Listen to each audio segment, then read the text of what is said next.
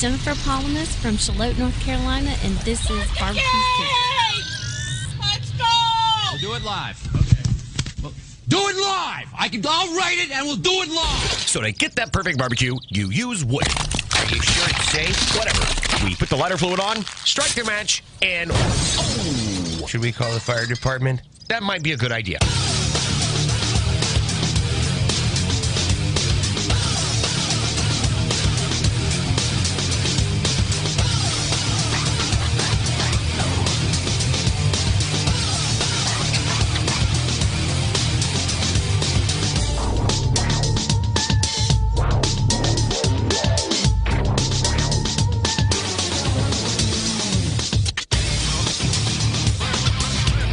Hey, good evening, and welcome to the really big Barbecue Central show. This is a show that talks about all things important to the world of barbecue and grilling. Originating from the Rock and Roll Hall of Fame city, Bomb City, USA, Cleveland, Ohio, the barbecue capital of the North Coast. I'm your program host, Greg Rempe. Happy to have you aboard here on your live fire fun and frivolity show. If you want to jump in this evening, you have a live fire take, a rant, if you will, ready to close out 2021. Here's how you get in contact with me. You can get in touch with the show by sending an email to greg@bbqcentralshow.com or on the Twitter and Instagrams at BBQ Central Show. Anything else you want to find out about the show can be found at the main website, thebbqcentralshow.com. And here's what's happening in case you didn't get the newsletter coming up. In about 12 minutes from now, I have mentioned it semi-periodically since August when I had my first cigar in a long time, and it was not a great experience. However, I found I almost willed my way into believing that there was something redeeming about this, and as I quickly learned a short time thereafter from somebody who had quite an extensive experience with cigars, I was doing it all the wrong way. But somehow I thought to myself, this has got to be better than this. And ultimately, it is better than how it was in August the very first time.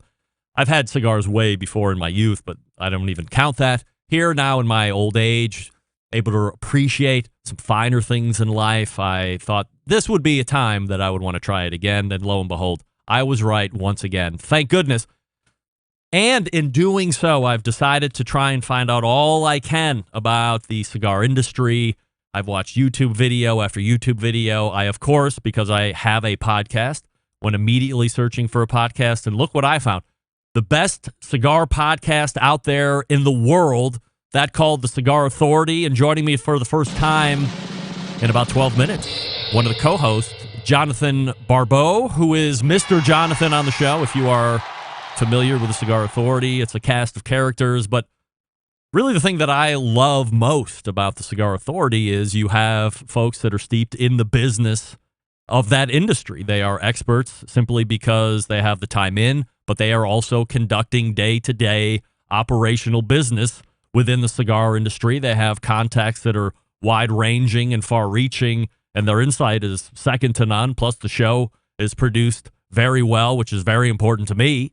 So it's a great listen for me on Saturdays when it airs live. It's also recorded, put into podcast, which is when I listen to it, which is typically on Saturday evening or Sunday when I'm in the he shed, or at work on Mondays or through the week. And then, of course, there's a bonus episode on Wednesdays, which they call the after show.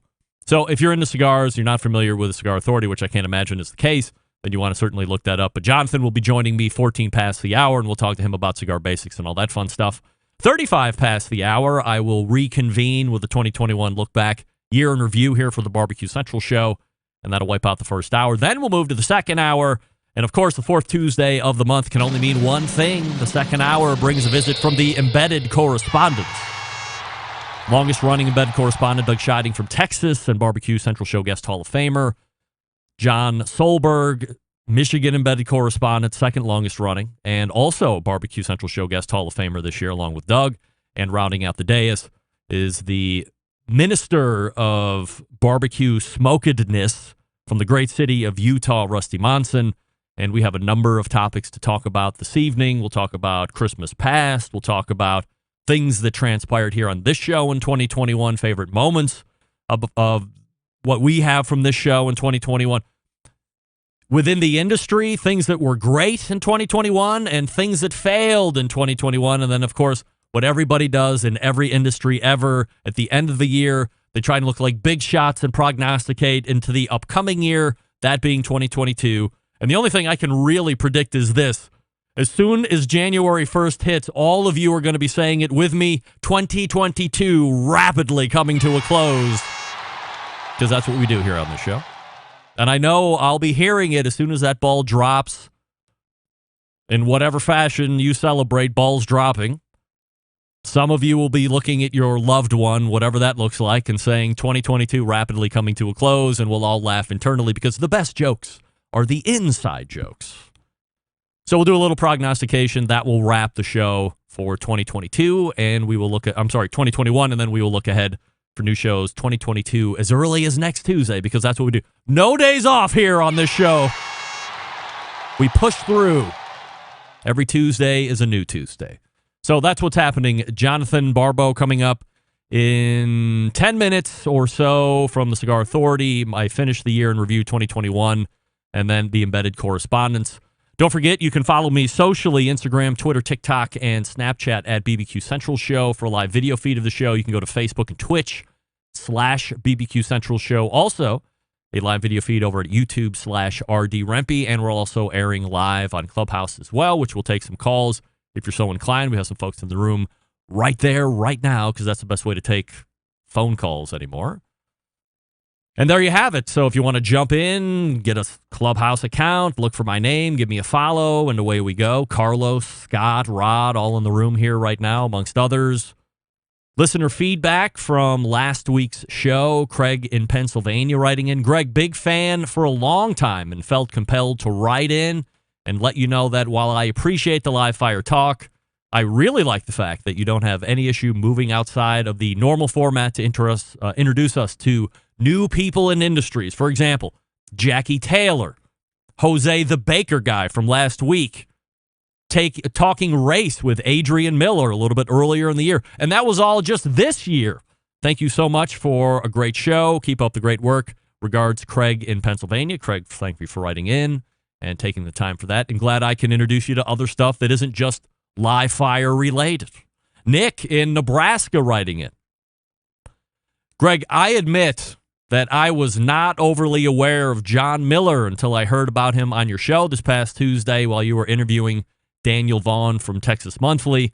I wish I would have been able to get a beef rib from him while he was alive. I also read quite a bit about him through some various websites and other articles that were written about him during the week after learning about his passing. He sounds like a barbecue savant and also a guy who is battling some demons, to say the least. Thanks to you and Daniel for a great interview. Regards, Nick in Nebraska. Nick, appreciate you writing in. I would like to say that I had an extensive relationship and I knew all about John Miller. That would be a lie. I think because I cover what I cover, I was aware of the name. I knew he had some restaurants. I didn't know he had made the Texas Monthly's top 50 barbecue list twice in as many different restaurant tries, which I don't know how many people have actually done that. That's quite an accomplishment all on its own. But I knew he had a hand in really bringing Texas barbecue to the forefront here over the last decade or so. And I don't know if you would call it competition with Aaron Franklin, but certainly media would want to pit them together, some type of competitor with one another, but obviously both very successful in their own right. Aaron Franklin at a different echelon at this point, and John Miller continuing to move on after he had found success. And of course, Daniel and I talked about why that might have been last week. So if you missed it, go ahead and get the podcast and rejoin and revisit all of the past shows by subscribing to the podcast feed. Andrew in Kentucky writing in, Greg, why the hell did you have that baker on the show?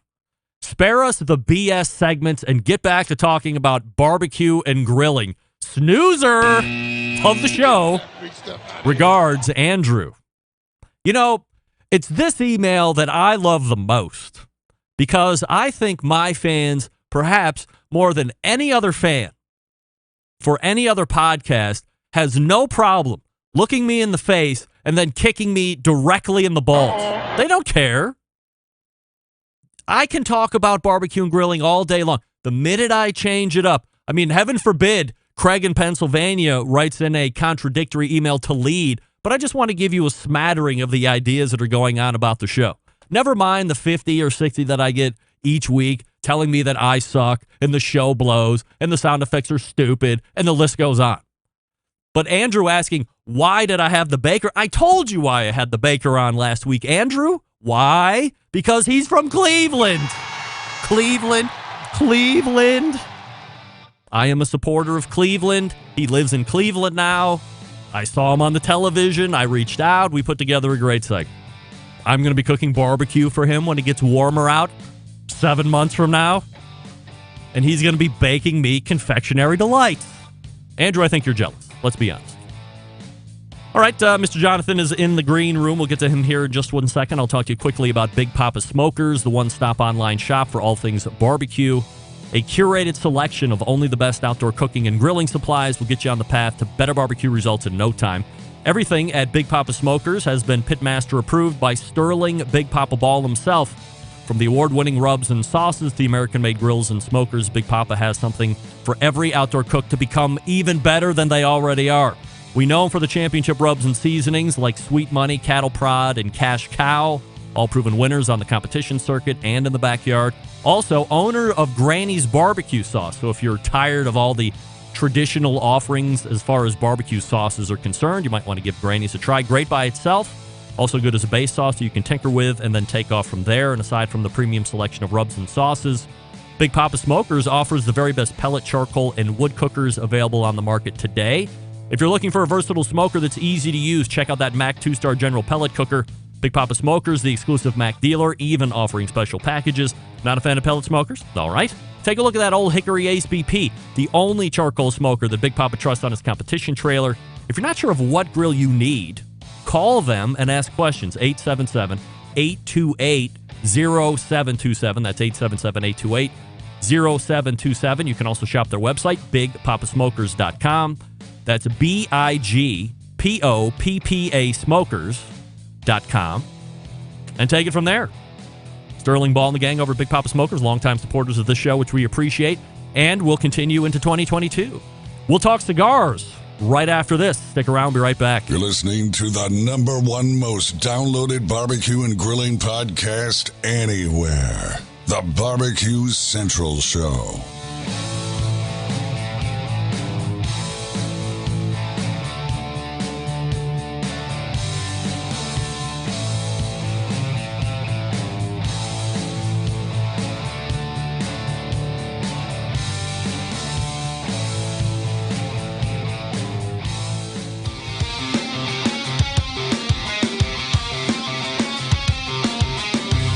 broadcasting live from the BBQ Central Show studios in Cleveland, Ohio. You're listening to the BBQ Central Show. Once again, here's your host, Greg Rempe.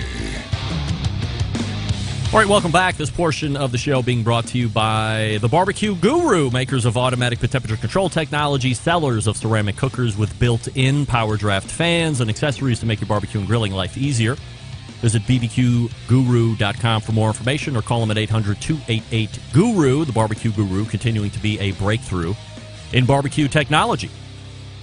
Gang, my first guest tonight is also another new guest of 2021 here on the show. Perhaps a record-breaking year of new guests, to be sure. He is an expert in an industry that I have recently gotten into, as I had mentioned in the open, and as I have mentioned here many times, and received many messages of support being voiced by a bunch of other Centralites that also have found enjoyment here in this pastime, that being the pastime of a fine cigar. So if you have happened to have found some new cigars via Santa Claus, or it's something that you have thought about getting into but wanted some more info first, then this is the segment for you. You can find him at Two Guys Cigars retail location, as well as co-hosting the Cigar Authority podcast each Saturday for the past 10 years, where you race to the hotline.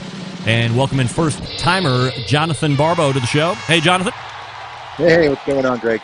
I am absolutely delighted to have you here on the show. And as we move forward here, I just want to alert everybody, if you're not familiar with the Cigar Authority, I will now refer to Johnathan as Mr. Johnathan, which is his moniker on the show and across his other business offerings, just in case you're wondering why I refer to him as Mr. Johnathan here. So we'll get going. I'm sorry? I said I'm Googleable. As Yeah, Mr. Johnathan. Of course. That's what's most important. So we'll get talking here cigars shortly, but I have to say this. Well, I thought we would be talking about cigars and only cigars for the next 20 minutes or so. What I find doing my show prep for this segment is this. You might be one of the most diverse and talented people I have had on the show in quite some time. Cigar expert? Yes. Owner of a music and DJ service? Yes. Incredibly accomplished ballroom dancer? So much so that you were inducted into the Living Legends of Dance, which is traditionally held for folks 50 years of age and over. But you were inducted at age 37? Yes. And by the way, for those of my listeners who are not believing me, look at this guy gracing the floor, or as we say, tripping the light fantastic. Well, I don't know if anybody says that, but I say it. Tripping the light fantastic. That's Mr. Johnathan right there doing his dance thing. I have to say, you are some kind of Renaissance man, Mr. Johnathan. Well, thank you. Yeah, it's a labor of love, I guess. The DJ thing kind of led into dancing, and the dancing led to more DJ gigs. So you do what you got to do to pay the bills. Had you ever thought about dancing professionally at any point? Like contests and stuff like that?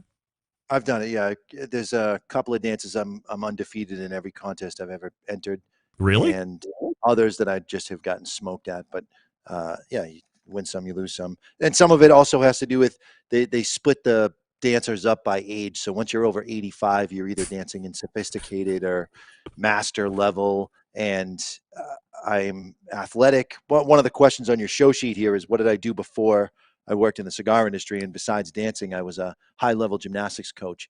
So taking the athleticism from gymnastics over into dance at even at a more advanced dance age, like 37, it made some of the more athletic moves much, much easier. Is dancing a passion for you? Like, do you find yourself wanting to go out and dance in a real? With the pandemic being what it is, I have less of an urge to go out because there just aren't dances available, and the ones that are have a lot of restrictions that are attached to them. So I found release in another way. I learned during the pandemic how to make my own remixes and mashups digitally. So when I make a new one, and you can find me on SoundCloud if you like. Guess what? It's Mr. Johnathan at SoundCloud. And I just make remixes and mashups all the time. So let me give you some contact information here while we're talking. The cigarauthority.com is the podcast website. So if you're not subscribed there, it's available on all the podcast platforms. You can go directly to the website for replays and other show info. Also, if you are a cigar smoker and you like to buy online, the number2guyscigars.com is the online retail location, so you can check out there some cigars if you're interested in purchasing. So as I had sent you a little bit of the show sheet, and we had talked about what you had done previous to the industry that you're in currently, and you kind of talked about that. Anything else that you did professionally before cigar stuff? I did a little bit of retail sales when I was a kid, but I really kind of gravitated when I got the job coaching. I really did what I do, which is dive into something head first, not literally, but and learned everything I could about gymnastics and worked my way up to being the head boys and men's coach for a local gym here in Windham, New Hampshire. And then the job opened up. I DJ'd for about 3 years just as my sole income, and man, was that tough. So a job opened up working for Two Guys Smoke Shop in their Seabrook location, literally just for the summer to be a placeholder as a manager. And that's all I was doing. And it was a little bit of a slow summer for me anyway. And I had the days off I needed to do the gigs. And I not only loved it, but I thrived in the retail setting of the cigar industry. And along with that came the podcast, which started because I was doing what I called Webcast Wednesdays in my basement studio for DJing. I'd have DJs over, and the rules were you played nothing but vinyl records. Everybody got an hour, and you just did your thing. And we just had a party every Wednesday night. And the owner of Two Guys saw it and said, "Geez, I'd love to be able to do this with cigars. What do you think?" And I said, "I'm in. I have no idea how to do it with cigars, but I'm in."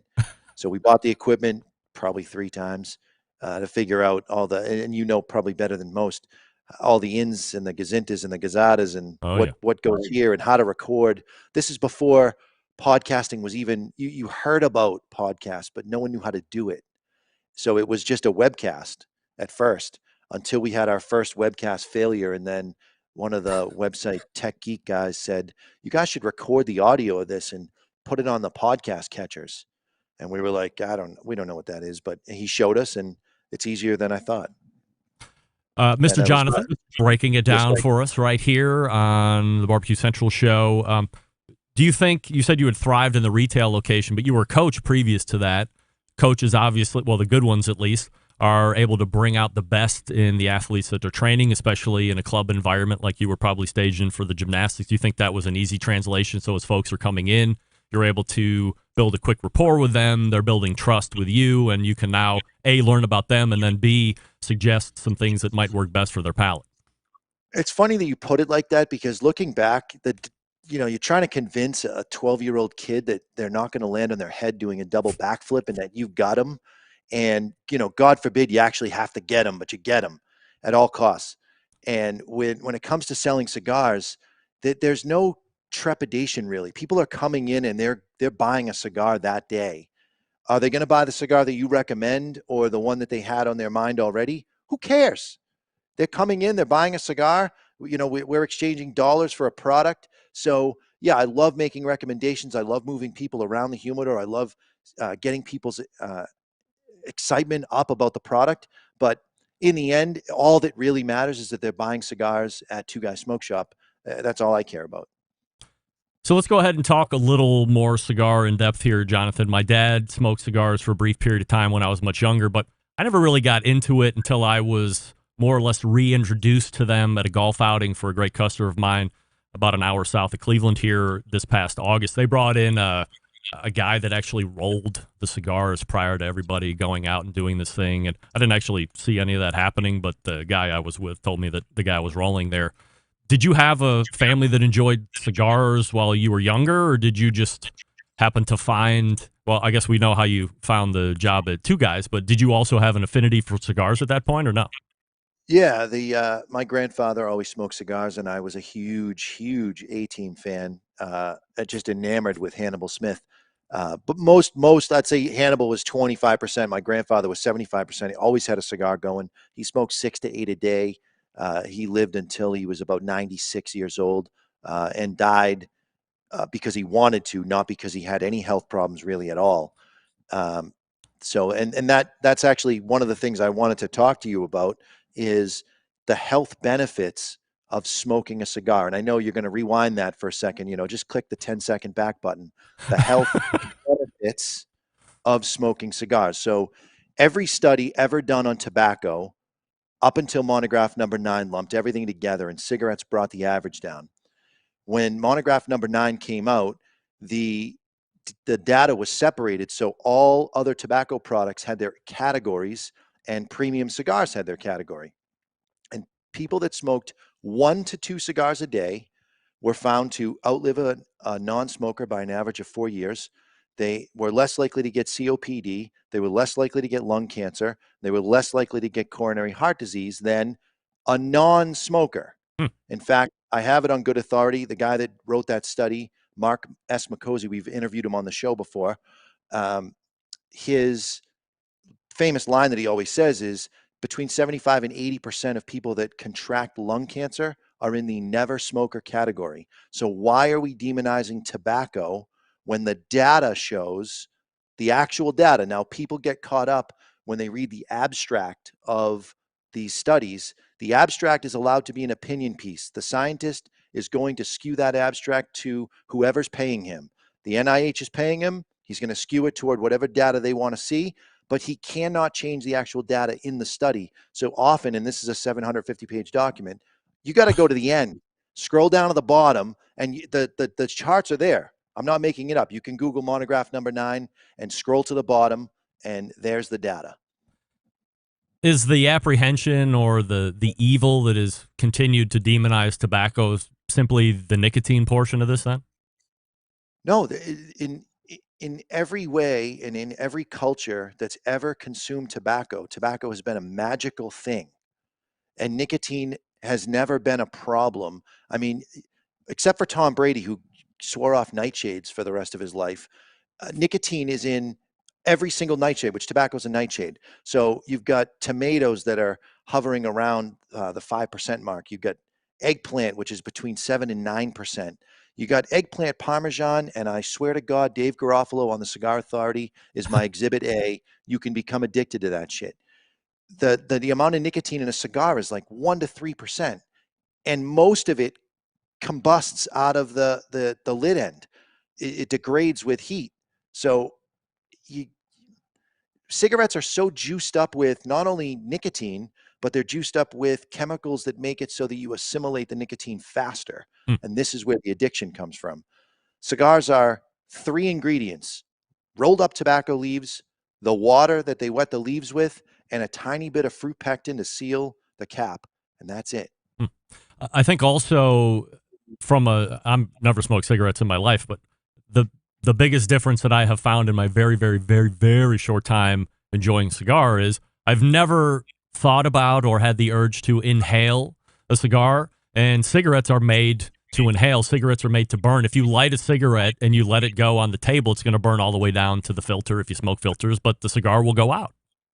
Correct. So a cigarette, and this is in monograph number 9, a cigarette's tobacco is acidic and your lungs are acidic. So in order to pull the nicotine out of your cigarette, you have to inhale. Because this tobacco in the cigar has not been messed with, it is alkalinic and your mouth is alkalinic. So the tiny little bit of nicotine that does transfer from the cigar to your body, which does cause a relaxation in you, along with the other positive components that are in the cigar, which we could go on for days about, it's such a small amount.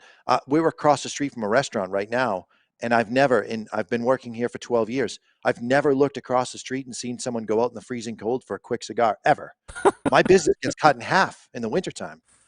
There is no addictive quality to cigars whatsoever. Now, you may feel like, I want to have a cigar today, but you also have to look at what's going on in the rest of your life. Are you a little stressed out? And do you look forward to that 1 hour you put aside to sit back and be contemplative while you're smoking? I think that's really the answer. After I decided in August that I was going to give cigars a shot, more for the time, as you kind of just alluded to, more for the time that it forces you to take than anything else, I decided to try and find out everything I could about cigars. And of course, I started looking for podcasts because I have a podcast. I found the show that you're on. with co-host Dave Garofalo, or I guess technically founder Dave Garofalo, but also Barry Stein, Ed Sullivan, yourself. What's the brief history of the show, and why do you think it has lasted for a decade, but not just had a decade of life, but continued to thrive and really become the authority on premium cigars? Well, it really, there's a lot of cigar smoking history that has happened. You got Dave with 3.5 decades in the industry. And when I say in the industry, he's in every facet of the industry except for the actual manufacturing of the product. He owns brands, he does brand development, he works with graphic designers, he understands how to move the eye around the humidor, around the cigar box, across the band.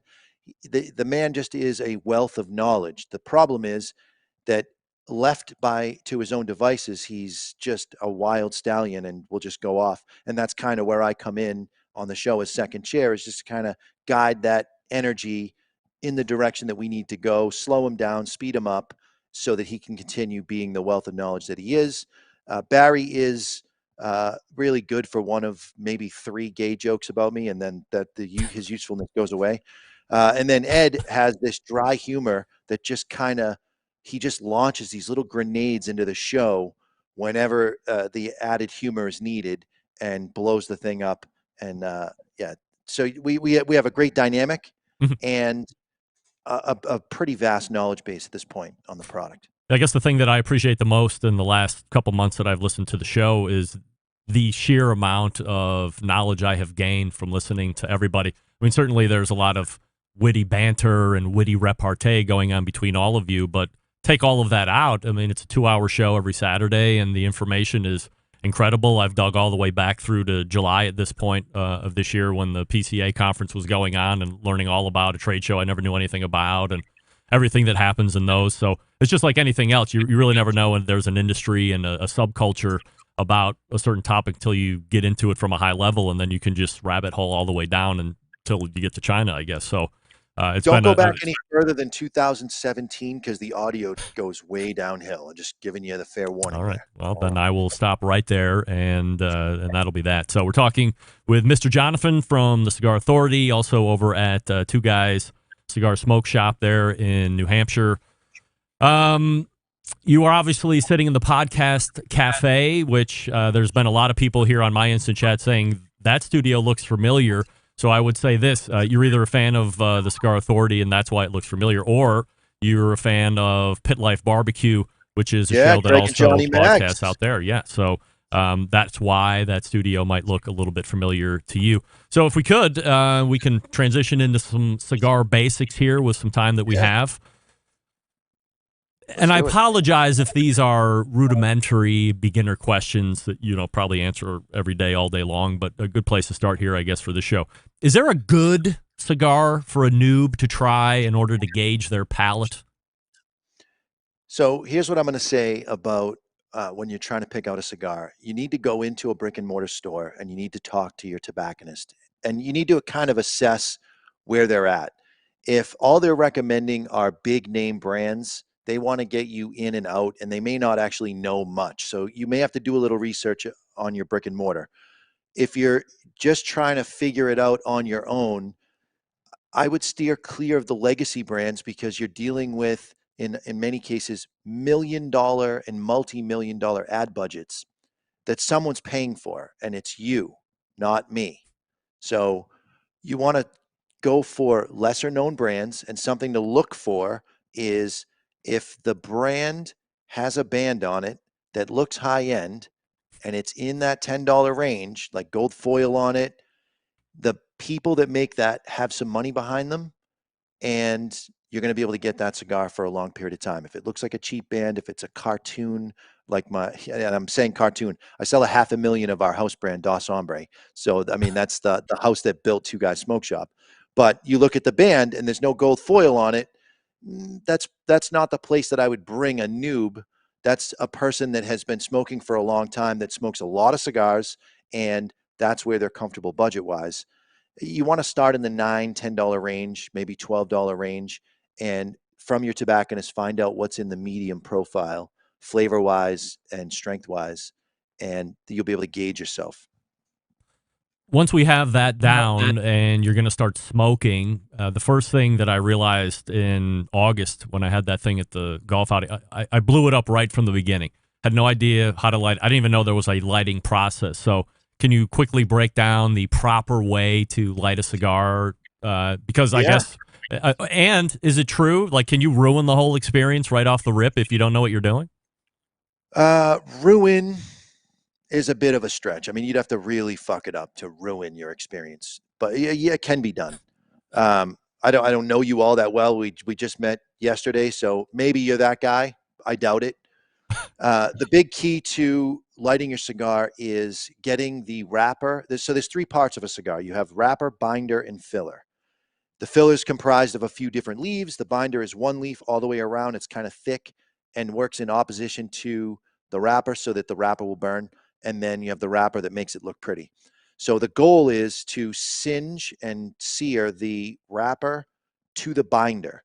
So if you take your lighter, you're better off with a jet flame lighter, and you hit from the 50-yard line and up so that you're just kissing the edge where the wrapper is above the cigar. And I'm going to do it. This works on a relight, by the way, as well. So you just roll the cigar all the way around and make sure that you seal that wrapper to the binder, much like you'd sear a steak. You don't want to jam the flame all the way into the cigar. You just kind of keep it out a little bit of ways. When it starts to glow, I'm going to put it to my lips, and on a fresh cigar, I would puff, but this one I'm relighting, so I'm going to blow out. And now it's like I never left. So you got a 2-for-1 special there, Greg. You learned how to light a cigar and how to relight a cigar so that you don't taste the ashy soot. I have seen on what was it, the Cigars Daily? I think there's another YouTube that I watch quite a bit of. There's some toasting of the foot, I think they call it, or browning of the toast or whatever. And then before he goes to light it, he does exhale through the cigar first, like purge it or what, exhaust, maybe it was the right term. And then from there he goes in to do the lighting. What's the purpose there? Like the purge. There's a little. I loved him. There's a little bit of pomp and circumstance going on there. The purge on a relight is important only because you don't want to draw ash particulate into the cigar. Tobacco's a sponge. So if I were to store my cigars in a humidor and I used vinegar as the humidifying liquid, all my cigars would absorb that vinegar odor and they would taste like vinegar. So if I draw that ash into the cigar after the cigar has gone out, I'm going to just taste ashy soot, much like if you burnt a marshmallow over the fire. Even if you take the soot off, it still tastes like soot. So the exhausting on a cigar that's already been lit is just to clear the chamber of any of those particulates. On a fresh cigar that you're just lighting for the first time, it's not necessary to blow through it. Accessory-wise, aside from a torch or lighter of some sort and a cutter, are there any other must-have accessories? Every cigar smoker should absolutely, especially, so you get a couple levels. So myself, I don't need a humidor. I have one, but I don't need a humidor. If I'm just using the store as my humidor, I can go in and buy a box a week and leave it in the car almost all year round because I'm going to smoke through that box in a week and the elements won't have a chance to do anything to the cigar and dry it out or any of that. If you're someone who's smoking one cigar a day, you may not need one. If you're smoking one cigar a week or less, you're a guy who needs a humidor. You need a way to be able to keep the moisture content between 55 and 65 on those cigars. So I brought one up on the stage with me here. It's a Diamond Crown humidor. You've got a metal plate in the lid. They give you an upgraded hygrometer. They give you an upgraded humidification system that runs on distilled water. It's got a locking mechanism so you can keep the kids out so they're not rolling weed in your cigars, and an airflow grate at the bottom. You're looking at $340. That's going to hold a box and a half or two, depending on the size, of cigars. And now you can take advantage of a box buy or an event where they're giving away free cigars with a box, and you have a way of storing them long term.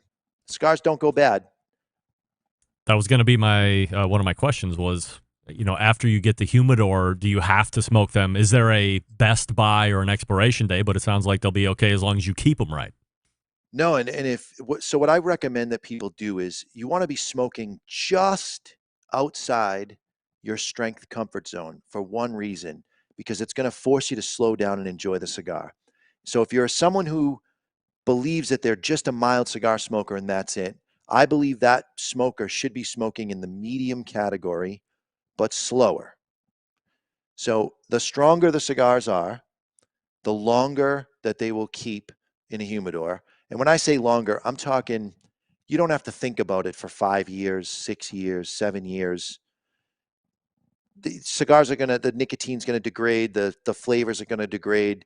You're eventually going to be smoking air after 10 years, 15 years if the cigar's super mild. So this isn't wine that you're putting down to rest, right? You can. There's some, and my humidor is a closet in my house. So I buy cigars that are in specific boxes.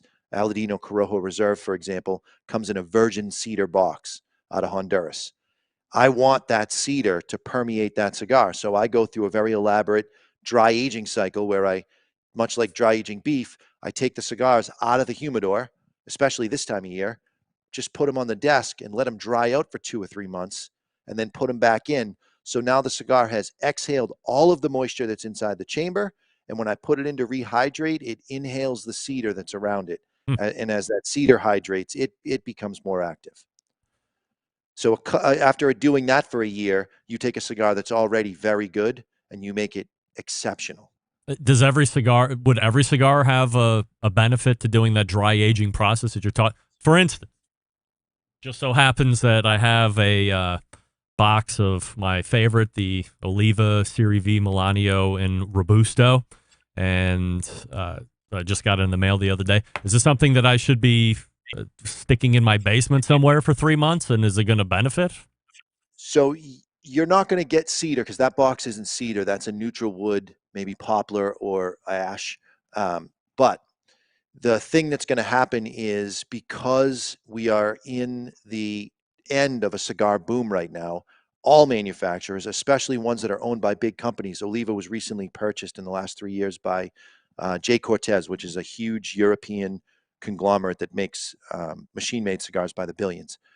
So things have been rushed to market where the Oliva family never would have let those cigars out of the factory inside of the 3 months. I'm starting to be detecting ammonia in the chamber. And you had mentioned fresh rolled cigars earlier. When you roll a cigar, you have maybe 48 hours to smoke that cigar before the final fermentation happens. And that's going to happen over the next 90 days where, because the capillaries in the tobacco have been broken by folding it into an accordion or by rolling it into a straw, those capillaries release the ammonia that's inside the leaf that's in there, which is a byproduct of photosynthesis. Those cigars go through what's called a sick period.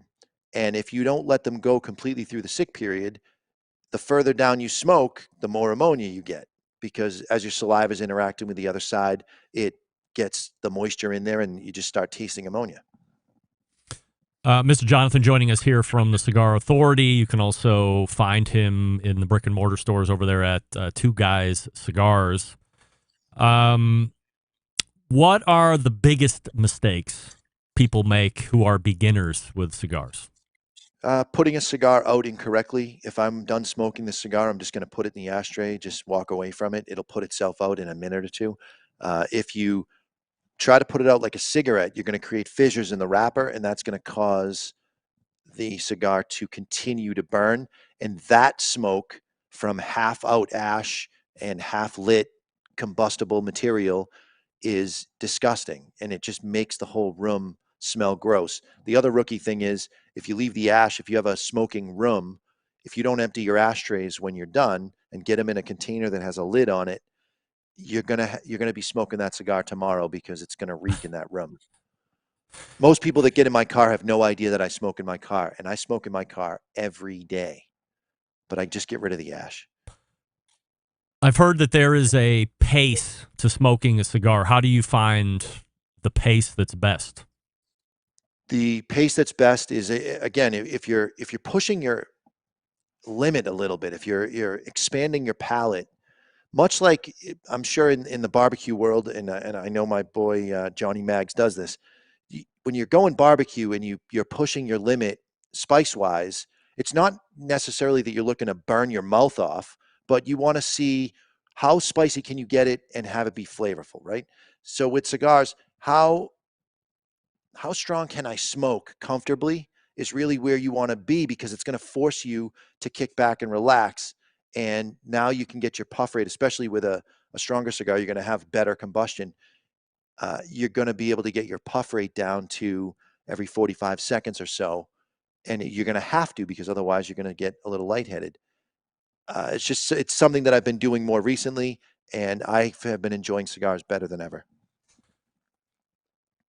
One of the things that I have come to learn about you as I listen to the Cigar Authority is your ability to bring across the flavors of the cigar that you're smoking to the audience in a very relatable way.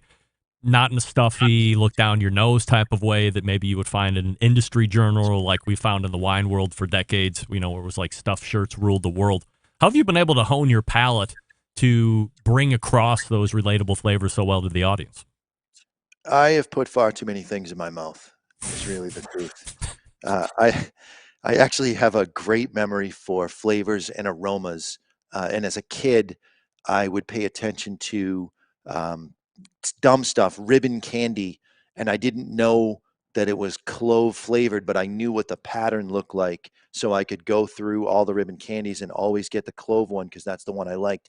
And then you get older and you learn what clove spices are, and I never liked the fake taste of food. I always liked the real taste. So I would always seek out, even as a young kid, I would taste cinnamon by itself. I would taste pepper by itself, salt by itself, always just constantly looking to see what the real flavors were. And my memory is just very good about them. And I can recall things from my childhood. And I'm not afraid if two flavors go together, if you have a toasty component and you got a raisiny sweetness, why wouldn't you say raisin toast? Right? Right. So to me, that's the part that makes sense, and that's the part that's fun is and sometimes I do it the other way. I'll say you take Swiss Miss cocoa that has the marshmallows in it, but you take all the marshmallows out, and then you make the cocoa. And then Dave will look at me and go, why the hell wouldn't you just start? Because you need the marshmallows to have been in there, because there is some essence of marshmallow, but it's not the marshmallow flavor. It's marshmallow adjacent. So on one hand, it's kind of filling time and being an asshole. But on the other side, it is a way of getting someone's imagination involved, because really being able to taste the flavors in tobacco or in wine is about using your imagination. What is this like? This is a mouth sensation that reminds me of something. What is that? Johnathan, if you don't mind, I would like to ask you two quick questions about cigar storage, because we kind of touched on the humidor stuff and why you would want to purchase that. If you get one and it is a wood one, I'll get your thoughts on acrylic humidors here in a second. If you get one that is wood, is there a seasoning process that has to happen, and what does that usually entail? It entails putting your cigars in the box as soon as humanly possible, filling up your humidifier, and closing the lid. 3 days later, the wood in that humidor will have acclimated 100% to where it needs to be, and as will the cigars, and the cigars will actually help the humidor come along and come alive. And after that, you just check your humidifier and make sure that it is topped off, and you're done. The old wives' tale of wiping the inside of your humidor down, for all the woodworkers out there, it must drive you crazy to hear it, because all that does is raise the grain on the wood. And now if you put an uncellophaned Bandolero, for example, what I'm smoking now, in that humidor, all you're doing is beating the shit out of the wrapper on your cigar for no reason. So I don't know who decided that it was the right thing to do to jumpstart your humidor, wiping them down or putting 84% humidity packs inside, and you're just beating the snot out of the binding agents inside the humidor, and you're forcing expansion to happen that doesn't need to happen. You want to be between 55 and 65%, and in most states, most of the year, you can get there inside of 24 hours. So the humidor that my buddy from Texas sent me that I about a week ago slammed the Boveda 84% humidity packs in, I've completely effed up on. Yeah, I wouldn't say you. I mean, yeah, but you're not going to die from it. Just get rid of the 84% humidity pack. Well, I have a big ass 70 or 69%, 320 gram, thing that I'm going to hang on the top of that because I got that big plate holder that goes on the top. But so I can just ditch the 84 now and set it up like normal. And those Olivas are not cellophaned. So am I going to screw the wrappers up on those now? Now I'm a nervous Nelly. Did you wipe the inside of that humidor no, down? No, of course not. No, you're okay then. You didn't raise the grain yet. So you just get rid of that 84 and I would be curious to see what the reading is on that in a couple of days. It may be a little high. So the 69%, and you have on here, how do I feel about Boveda? I think that Boveda is pushing this narrative of 70-70, just like the PG solution companies are. Anybody that sells humidity packets, I got one from Lotus here that runs off PG solution. But these ones you can choke down. They have a sticker that you can control how much humidity you're releasing and how quickly. Between 55 and 65 is ideal. 70 is the absolute max. Holy shit, I'm in panic mode. I need to do something to get the humidity down. And 50 is, holy shit, I'm in panic mode. I need to do something to get the humidity up. 55%, I'm not even thinking about it. 65%, I'm not even thinking about it. And anywhere in between. 70 is the max, 55 is the minimum, and if it was at 50, it's not even really holy shit. It's all right, I need to add water if I think about it later. It's not the end of the world. Dry is okay. You can come back from dry. Too wet, you get the wrapper split. It's problems. Acrylic humidors, are those beginner stuff or are they good? Acrylic humidors are good. They have a perfect seal on them. And in fact, Dave Garofalo invented the cigar jar. Not a lot of people know that. Really? He did not have the $200,000 for the mold to mold that acrylic. So he gave the idea to, this is a true story, he gave the idea to Gary Scott International. They had the $200,000 to make the molds. They made the molds. They came out with it. And when they put their ad in Cigar Aficionado, they put David's brand that he named after his daughter, La Giana. Comes in 3 different styles. They put that brand in the ad in Cigar Aficionado, and that brand took off nationally because of that ad. And they took on distribution for La Giana for a short period of time. Unbelievable. But yeah, acrylic has a great seal. The tough thing about it is too much humidity, and you're going to grow mold inside that. It becomes an aquarium. So less is more. And when I say less is more, a couple of drops of humidity on the humidifier at a time, and get a digital hygrometer on the inside of that. And you'll find that the cigars, by and large, can keep the humidity in that space perfect. So if I'm using a 69% pack, Boveda pack in an acrylic humidor, that's too much, in your opinion? In my opinion, you're pushing the envelope. If you have a wave of heat or your air conditioner shuts off in the summertime, you're going to be causing that air to pull the moisture out of the Boveda pack. And then when the humidity drops, when the temperature drops, the humidity automatically is going to skyrocket in that unit. And because it's a perfect seal, unlike a wood humidor, there's no place for it to go. So you're going to go from 69% way up. And they say they're 2-way, and I've tested them 6 ways from Sunday. Unless they are on top of actual moisture, they don't repuff up. So you have to be at or near 100% moisture to get those things to rehydrate. I've kept you way over time. I'm completely embarrassed and apologize for being unprofessional. I like to say if we're going to do 20 minutes, we do 20 minutes, but I got caught up in the cigar talk and it was very self-indulgent, so I apologize for that. However, I would like to say or ask, what should we as a premium cigar public enjoying, what should we be buying from Two Guys Cigars? Well, I think the cigar I'm smoking now, Bandolero, has 3 different editions, and I think that it is a good brand for somebody that even you could be a beginner and you're going to appreciate it, and you could be a seasoned smoker and you're going to appreciate it. You're just going to appreciate it in different ways. A beginner, there's nothing offensive about the tastes and the aromas. They're very pleasing. A lot of middle priming tobacco, which is what gives you a great aroma on a cigar.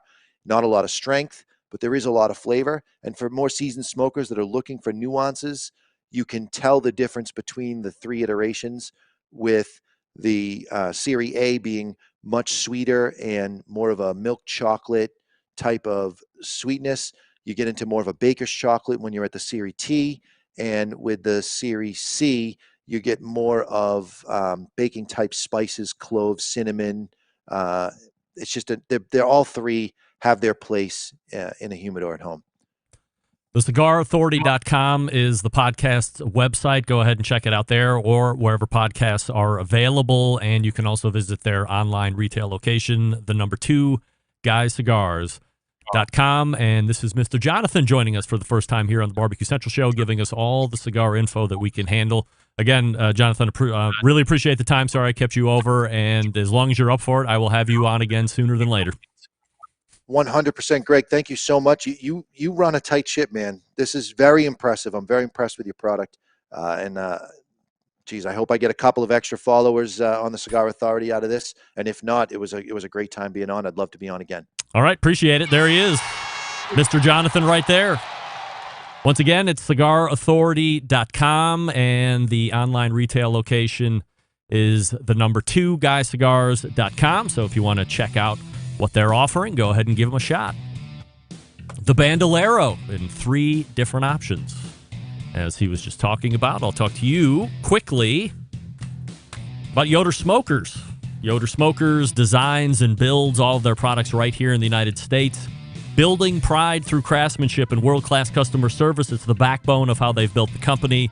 This approach translates into what can be a truly bespoke style product that evaluates or, hold on a second, elevate gatherings with friends and family. We're honored to have a trusted place in the backyards of America. From pellet grills to wood-fired offsets and charcoal grills, consistent blue ribbon flavor has become synonymous with the Yoder Smokers name. Make no mistake, Yoder Smokers' flavor-driven design is unique to each style of pit, and their team has developed cookers to perform time and time again while outlasting the competition. For generations to come, it's this generational thought that's rooted in the handmade products and defines the integrity of the core values. American-made smokers, endless flavor, all the benchmarks of Yoder Smokers. Visit yodersmokers.com and grab yours today. Also brought to you by Green Mountain Grill, some of the best pellet cookers out there on the market today. 2 different lines to choose from, a choice line and a prime line. Choice line, save you a couple bucks. Prime line will cost you a couple extra bucks. Get a little bit more of a robust build chassis. You have 2 different sizes to choose from, the Peak and the Ledge. The Trek, totally separate, but totally portable. So if you're still into tailgating, here in Brownstown, we're not tailgating that much. No, we're losing a lot, but we're not tailgating. The Trek is the one you want. You can plug it in, your 12-volt outlet in your car. You can bring a car battery. It's got the clips for that, however you want. But it is wood pellet fired. You get the wood fired goodness. You're not sacrificing a tremendous amount of capacity for portability. Go to greenmountaingrills.com. Find a dealer near you. Only sold through dealers. That's greenmountaingrills.com. And we are back to wrap the first hour right after this. Stick around. We'll be right back.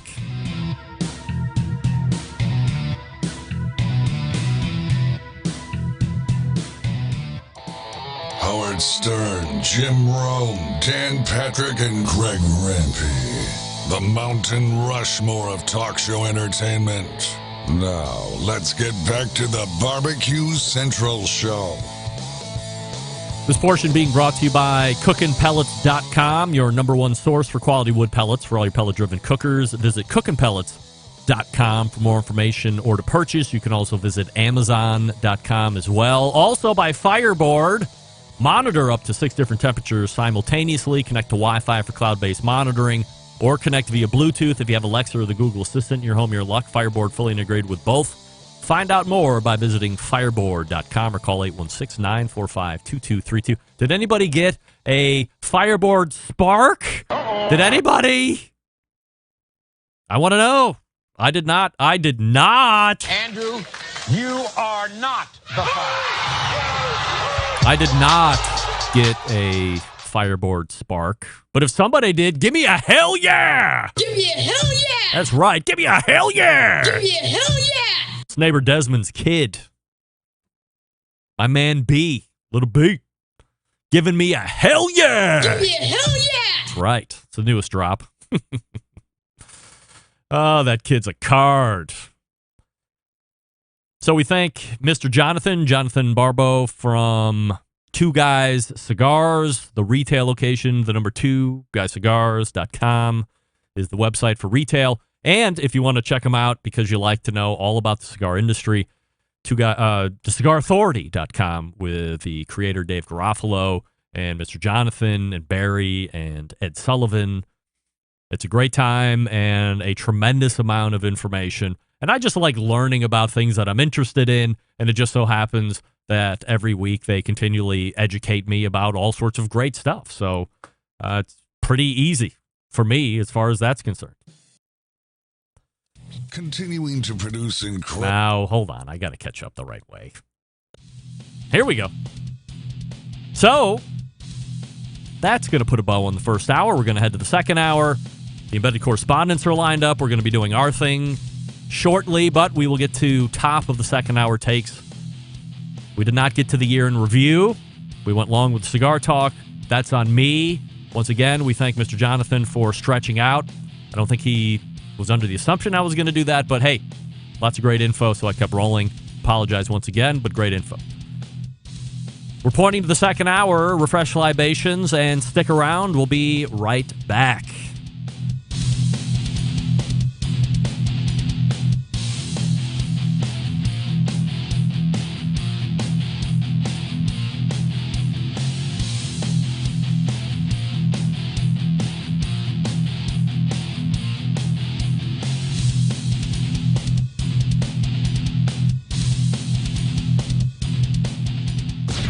This is Terry Howell from the Talkback Fans Podcast, and you're listening to the Barbecue Central Show with the incomparable host, Greg Rempe.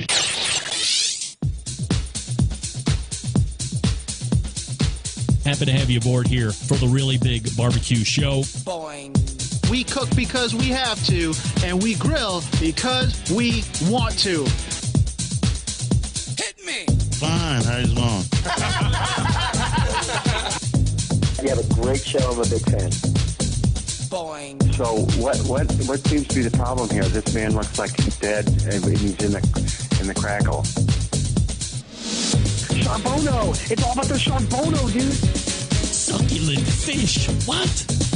He ate sushi for wiener. Oh, listen, Liberty, shut your face. I'm shaking like a dog shit peach seeds. We have top men working on it right now.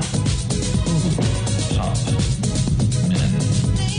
And just like that, we are into the second hour. It's the Barbecue Central Show. We talk about live fire barbecue and grilling items right here on this show, live every Tuesday from 9 to 11, recording for podcast posterity forever and ever. Hey, the 514 studio just dropped into the chat. Welcome aboard. He's on Twitch. Probably the only one on Twitch. 514 says the video feed on Twitch is the best. Most reliable video source when compared to Facebook and the tubes. Take that for what it's worth. Maybe someday we'll only be video on Twitch. Who knows? Anything can happen as we get ready to close out this year and head into 2022. Still to come on this show this evening, the embedded correspondents will be joining me as we talk our way through 2021 and take a look at 2022 as it is quickly coming down on us. Don't forget you can follow me socially at BBQ Central Show on Instagram, Twitter, TikTok, and Snapchat /BBQ Central Show on Facebook and Twitch /RD Rempe on YouTube as well. And we do have Clubhouse. Dave's Got Beer is in Twitch as well. Wow. Look at that. If you want to jump in on Clubhouse and you have a question, please feel free to raise your hand. We're monitoring. If you want to also jump in this evening for our 100% surety picks like we did last month, we'll gladly take somebody from the Clubhouse room and you can join in with us. Big shots. And let us know what you think. So if you're in Clubhouse, raise your hand. I'll get you up, and we can talk about whatever it is that you want to talk about. and we'll go from there. You can also get an ad-free podcast feed experience through Patreon, which is patreon.com/BBQ Central Show. Or if you listen to the show through Apple Podcast, you can just subscribe to the ad-free experience right there in the Apple Podcasts app. Coming up on the best moments of the Barbecue Central Show in 10 minutes or less of this Friday, episode 209, taking you back to November 9th, 2010. And in a moment of sheer coinky-dink, a few weeks ago, as you might recall, I had Jose Urquiza from 3 Years Hollow on the show after a 10-year layoff. And wouldn't you know it, John Solberg, executive producer of the Best Moments show, had just stuck in that actual show into the log a few days before that show on Tuesday. If this isn't a case of two great minds thinking alike, then I don't know what is. Anyway, if you would like the interview with Jose from a few weeks ago and you want to check it out, if you liked it and you want to hear it again, go check it out on the podcast. And if you want to hear the first one from a decade ago, then be sure to check out the Best Moments show this coming Friday. By the way, if I might take a second just to point out this fun fact, as we head here into 2022, this will be breaking news, folks. A Barbecue Central Show exclusive news update. Greg Rempe reporting from the breaking news desk here in Cleveland, Ohio, the city that breaks the most live fire breaking news as it's breaking across the country, nay, the globe. As we enter 2022, we will have the beginning of the 5th year of the best moments of the Barbecue Central Show in 10 minutes or less. The 5th year that show will be in production. So I personally want to thank John for his dedication to this weekly task and the professionalism that he imparts on this project. So thank you to guest Hall of Famer John Solberg, and of course, I want to thank all of the listeners out there who listen and make this show a success. When you look at the statistics, not that you care, but when you look at the statistics of what Hour 1 does and Hour 2 do in the podcast feed, and then as we unveiled the Best Moments show over the past, which will now be starting its 5th year, you would tend to think that there would be a bit of a need to build in order to catch up. And certainly I'm not seeing the same numbers, but this show in a 2-hour time frame has been going on since 2006, but 4+ years now into the Best Moments, we're only a few hundred downloads off. Trust me, there's probably any and or all of the barbecue podcasts that are currently out there that would be happy with the best of ratings right now. Truly a testament to what John Solberg does, how he finds compelling content or listens to entire segments from a long time ago and then is able to squeeze out a compelling up to 10 minutes. Hopefully hooking you to go back and listen to that whole show that we also include into the weekly post, the entire show. There's all sorts of great things happening aside from that 8 or 9 or 10 minutes that he pulls off that. And gets you to listen to some back issues, helps with the downloads, all that stuff. But in its entirety, John does a great job. So we thank him for his tireless work and dedication that he's given the Best Moments show as we get ready to launch episode 209 this coming Friday. Don't forget, if you do want to hear a previous guest or segment again, and it's been lost in the archives, email John. Let him know what you'd like to hear in that kind of a show, and he will do his best to meet your expectation. His email is John, Jon, at thebbqcentralshow.com. And that's what you have in that regard. I did want to recall, because I jammed through it a couple weeks ago, that Charbroil was coming out with its brand new thermostatically, they're not calling it thermostatically, but that's what it is. You can set a temperature on this grill. Oh, cookie settings. I'm rejecting all of your cookies. This is what it looks like. As I had mentioned on the show previously, there's a manufacturer in Canada, Winter Products, and it is confirmed that Winter Products does make this cooker. However, it is not their controller. It's the Charbroil or whoever's making it for them. It's their controller and operating brain that's in that grill, but that grill looks very familiar as far as shape is concerned, and it was confirmed that Winter is making that out of Canada.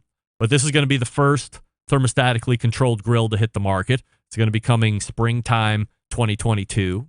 We'll be talking about it next segment as far as if it's going to be a game changer or not, and of course how many other grill companies are now going to be in a race to make some type of thermostatically controlled grill. But here you have one control knob, and you set the temperature that you want it to be at, just like you would do to an oven. And it's supposed to maintain that temperature all the way through. If you want to get up to a grilling temperature, I think it rates up to 600, 700 degrees. You can also jack it all the way down to what you would find in a true barbecue type temperature. And that's going to be the Charbroil Cruise. Still working on getting some kind of a interview with those folks. I forgot that I did have a relationship with one of the PR guys out there. By the way, if anybody has any contact information for Oklahoma Joe Davidson, can you please send it my way? Because evidently what I have is not up to speed. I've been trying to get in desperate contact with him over the last many weeks so I can get him his Barbecue Central Show Guest Hall of Fame ring that if you follow social media closely, you follow Bob Trudnak, you follow Doug Scheiding, you follow John Solberg, you've seen pictures show up. Tim McKeska said that he was going to be posting one here in just a little bit. You get to see the ring that now all future Hall of Fame members will be getting from the Barbecue Central Show. Just a token of my esteem for being what is classified as a great guest. And remember, the only way or the only thing you have to do as a potential guest Hall of Fame inductee is what? Be a guest on the show. So, if you've been a guest on the show, it's not out of the realm of possibility that you could be making it onto this show. So, just know that going forward. Hey, do you like Spam? A lot of you guys like Spam. Spam sales hit record high for the 7th year in a row. 7th year. That helped Hormel, the company that makes the iconic brand, delivered record sales, $3.5 billion in 3 months to the end of October. The firm's boss says it will start work on expanding its range of Spam products next year. Do we need an expansion? Hormel's share rose almost 6% in New York on Thursday. The Spam brand delivered its 7th consecutive year of record growth. Hormel's chief executive Jim Snee said in a conference call with investors, "We're also beginning work on another expansion for the Spam family of products scheduled to be in operation in 2023, he added. So if you haven't gotten enough of traditional Spam, rest easy because there's going to be new members of the Spam family coming in a year from now, a little over a year from now, I should say, 2023. You know, I'm going back through my recollectors, and quite honestly, I can't think of the last time that I had Spam, and maybe never. Maybe I've never had Spam. However, I am in the obvious minority as far as that's concerned, so I might have to rectify that situation sooner than later. Folks, let me talk to you quickly about David Leans and Do Wellness. That's David McDowell. Did you know that people who set a goal 4 to 6 weeks before the new year ends are 3 to 10 times, yes, 10 times more likely to achieve their fitness goals? Be honest. How long have you had a few extra pounds you've been trying to lose on your to-do list? Now, we all listen to the show because we love barbecue, and I know a lot of us are making a habit of getting second and third servings because it's delicious. But what effect has that had on the activity level that you haven't had on for years and your health is suffering for it? Come on, you know it. Maybe you've heard having a dad bod is hot. But take it from a stud like me, there's nothing sexy about wearing your gluttony everywhere you go. Not to mention, being overweight increases the risk of all causes of mortality, including strokes, most cancers, coronary artery disease, and the list goes on. Luckily, thanks to my pal, David McDowell, you can eat barbecue all year around and still lose the fat. With David, you have an assistant all around the clock. He's just a text message, an iMessage, a WhatsApp message, or an email away. He's also available for FaceTime video, Zoom video, WhatsApp video, wherever you need, even on short notice. Some coaches charging upwards of $500 a month for canned diet plans and 1 to 2 check-ins. Partnering with David allows you access to a resource who is available effectively 24/7. Things are going so well, you can now get a year of coaching. Not for $500 a month, not $300, not $400, not even $200. Finally, permanently lose all the fat you want in 2022 for only $2,300 total. That's right, $2,300. Gang, don't wait. Get on this now so you're ready to win with your health in 2022. It's David's personal guarantee to you. If you're honest, you make the effort, you'll succeed in losing fat. And you don't, he refunds all the money, 100%. No questions asked. Ready to go? Hit davidleans.com/BBQ. That's davidleans.com/BBQ to sign up. Do it now. We are back with the embedded correspondence right after this. Stick around. We'll be right back.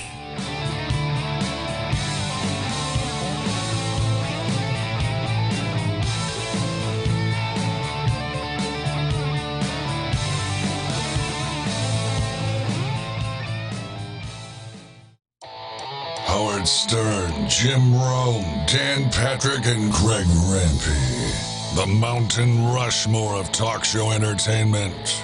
Now, let's get back to the Barbecue Central Show.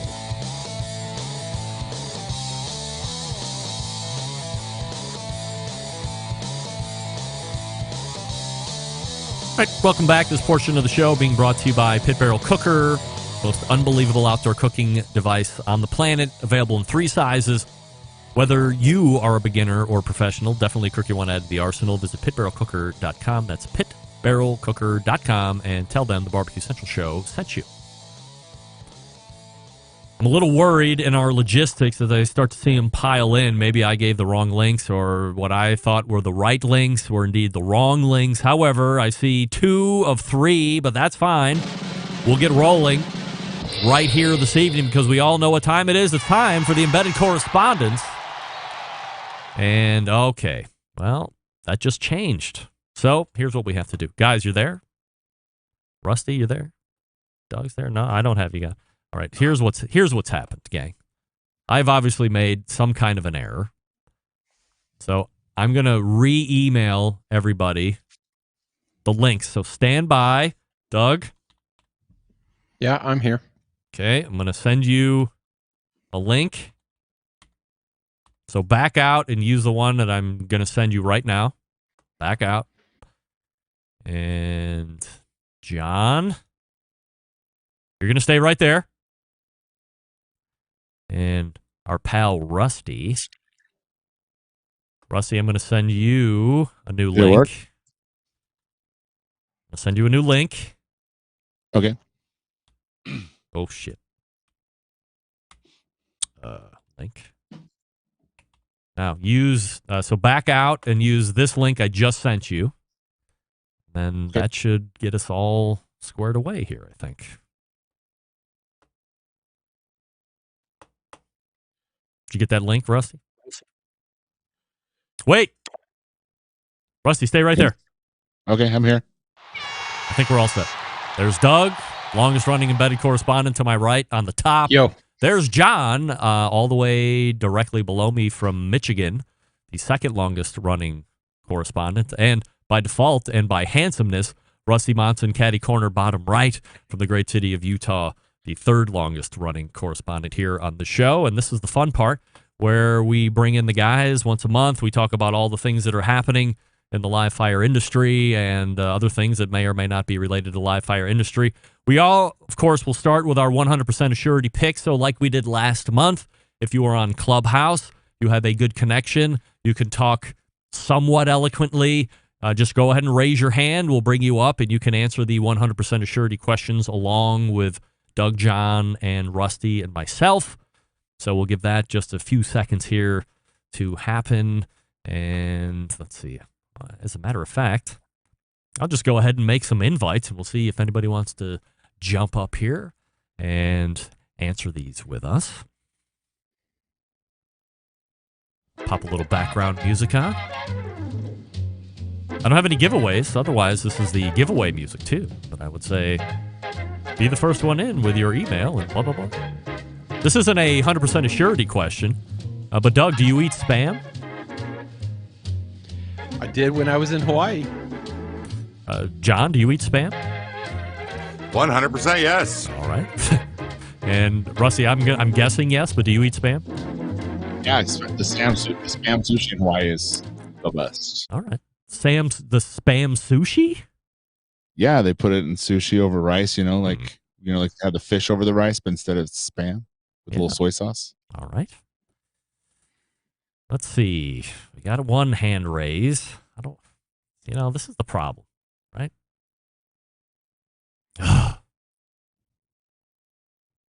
It used to be so easy. What do I have to do? Hand raise. Yeah, I see it. I see the hand raise. How the hell do I get him on there? God damn it. I'm sorry, Rod. I'm trying to get you on here. I don't even know what the hell I'm doing. Wait a second. Are you there, Rod? Hello? Rod. Yeah. Hey, there you are. Look at you. Welcome aboard. Thank you. Yeah, Rod is just from a few towns to the east of me, actually. We met and went on a date out there in Paynesville during the summertime. So we will do the 100% assurity picks. Rod, you're a fan of the show. You remember how the 100% assurity picks work? Oh, yeah, for the most part. All right. You just need to answer 100% yes or 100% no to the question. It's not very hard. And here we go. First one, guys, 100% yes or 100% no. Have you at some point in your life done ballroom dancing for fun or for competition? Doug, 100% yes or 100% no? 100% no, but I got my wife doing a dance country western. All right. So 100% yes or 100% no. Rusty, ballroom dancing ever? Yes or no? No, not at all. No. Get that great stuff out of here. John, 100% yes or 100% no. At some point in your life, you have done ballroom dancing for fun or competition? No, and I'm not even saving that for the nursing home. No. Rod, 100% yes or 100% no. At some point in your life, you've done ballroom dancing for fun or for competition? 100% no. 100% no. Wow. I see a pattern here. I'm last. I have. In college, we took dancing for a quarter, and part of that was ballroom dancing. So I've done the waltz, I've done the foxtrot, I've done some kind of Italian dance that I don't the tangatella, something that might be a pasta, but I've done an Italian dance. So, and by the way, after all the grades were in for the quarter in dancing level 200 class at Ohio University, the first founded university in Ohio in 1804, I got an A. No surprise. I can sing, I can dance, and I'm handsome, everybody. All right, next question. Here we go. 100% yes or 100% no, and we'll start with John this time. The new thermostatically controlled grill released by Charbroil a few weeks ago will change the grilling landscape forever starting in 2022 upon its release. Yes, it's going to. It's going to change the grilling landscape in a unique way. That's another assurity question later, I'm sure. Rusty, 100% yes or 100% no. The thermostatically controlled grill released by Charbroil will change the grilling landscape next year when it's released. Yes, if it can stay working after a mild storm. And now we go to Rod, joining us via Clubhouse. 100% yes or 100% no, Rod, that this grill will change the landscape of grilling after it's released next year. 100% yes. 100% yes. Right. Well, this is interesting. We go to the longest-running embedded correspondent from Texas, Doug Scheiding. 100% yes or 100% no, this grill will change the grilling landscape upon its release next year. You know how I hate to be an antagonist. No. Interesting. Get that great stuff out of here. And for me, 100% yes or 100% no. The charbroiler release from a few weeks ago will change the grilling landscape forever next year on its release. No. But it is a split crowd, which I always like to see. That is building controversy. So we will see upon its release. And I am efforting interviews with the folks at Charbroil as well to talk a little bit more in depth about that. I know the people that are making it. They aren't making the brains, as I had mentioned a couple minutes ago. So we'll see how that works out. Here's the next question, and we'll start with Rod, who may or may not be in a diesel truck. The KCBS National Steak Championships will never see one event happen. 100% yes or 100% no? 100% no. We go to Rusty. The KCBS National Steak Championships will never see one event happen. 100% yes or 100% no? Yes, we're actually trying to get one here. Wait, are we understanding the question? Yes would mean they're never going to happen. No. Oh, the no. Because we're going here. Got I know this. It's complicated, but I get the rules. That's why you've moved all the way down to the fourth square, Rusty. You have to keep up. Otherwise, you cannot advance in squares. Of course, we know that. Doug, 100% yes or 100% no. The KCBS National Steak Championships will never see one event happen. No. Oh. Damn it. There we go. No. It's a double negative, which means a yes. Double. Right. What? Oh. Yeah. Damn it. Can I get a hell yeah? Give me a hell yeah! That's right, Braden. All right, we'll go to John Solberg. John, the KCBS National Steak Championships will never see one event happen. No. 100% no. Get that big stuff out of here. Do I have to go back and re-clarify again? Am I just confusing myself? No means no, or no means we're agreeing that they're not going to happen, or what?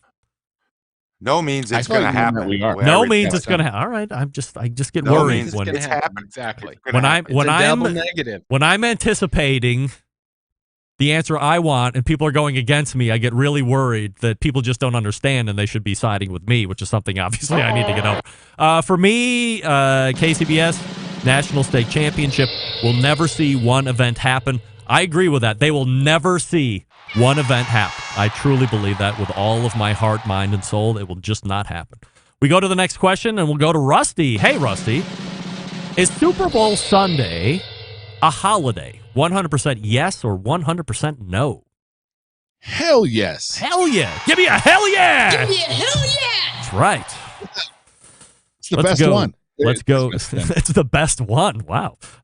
Let's go to Rod, who may or may not. Rod, are you in a diesel truck?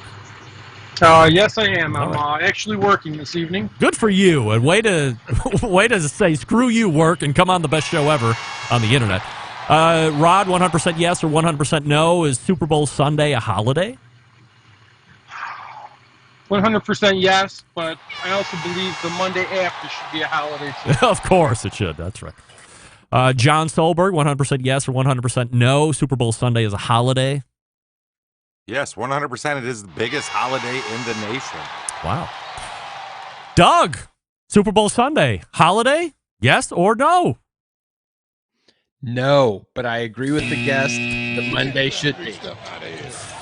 Filling out is me, 100% yes or 100% no. Super Bowl Sunday is a holiday? Nope, it's not. Nobody's taking work off of it. I know it's a Sunday. It's not any recognized holiday. It's not on the calendar as a holiday. It's not in any different type of text on any calendar anywhere on the face of the earth. It is not. Andrew, you are not It is not a holiday. And I don't drink, so I don't give a fuck about the following Monday either. So there you go. We keep the Super Bowl motif going. Doug, we'll start with you. Is Super Bowl Sunday the greatest food holiday of the year? Yes or no? No, it's not real food. It's junk. All right, Rusty. Super Bowl Sunday is the greatest food holiday of the year. First of all, you tricked us. Of course, it's not a real holiday because the government doesn't dictate what my holidays are. The Super Bowl is the best holiday because I believe it in my heart and my soul. And yes, it's the biggest food day of the whole entire year. barely inching out the 4th of July. Wow, Rusty and passionate. We go to Rod in a diesel truck. 100% yes or 100% no. Super Bowl Sunday, the greatest food holiday of the year. 100% yes. All right. We go to maybe the least sports-centric person on the dais. John Solberg from Michigan, 100% yes or 100% no. The Super Bowl Sunday is the greatest food holiday of the year. It is, in fact, the greatest food holiday of the year. It kicks the shit out of Thanksgiving last month, by the way. So this is a very timely question. Interesting. That leaves it up to me. Is Super Bowl Sunday the greatest food holiday of the year?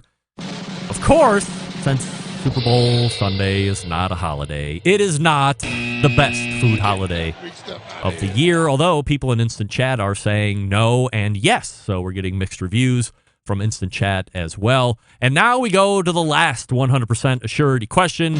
We'll start with John, who's the executive producer of the Best Moments of the Barbecue Central Show, getting ready to start its 5th year at the turn of the year here in 2022. Is New Year's Day the greatest day of NCAA football for the year?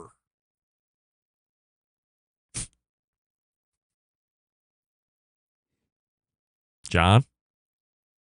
John, you're on mute. It's a good thing because I was swearing.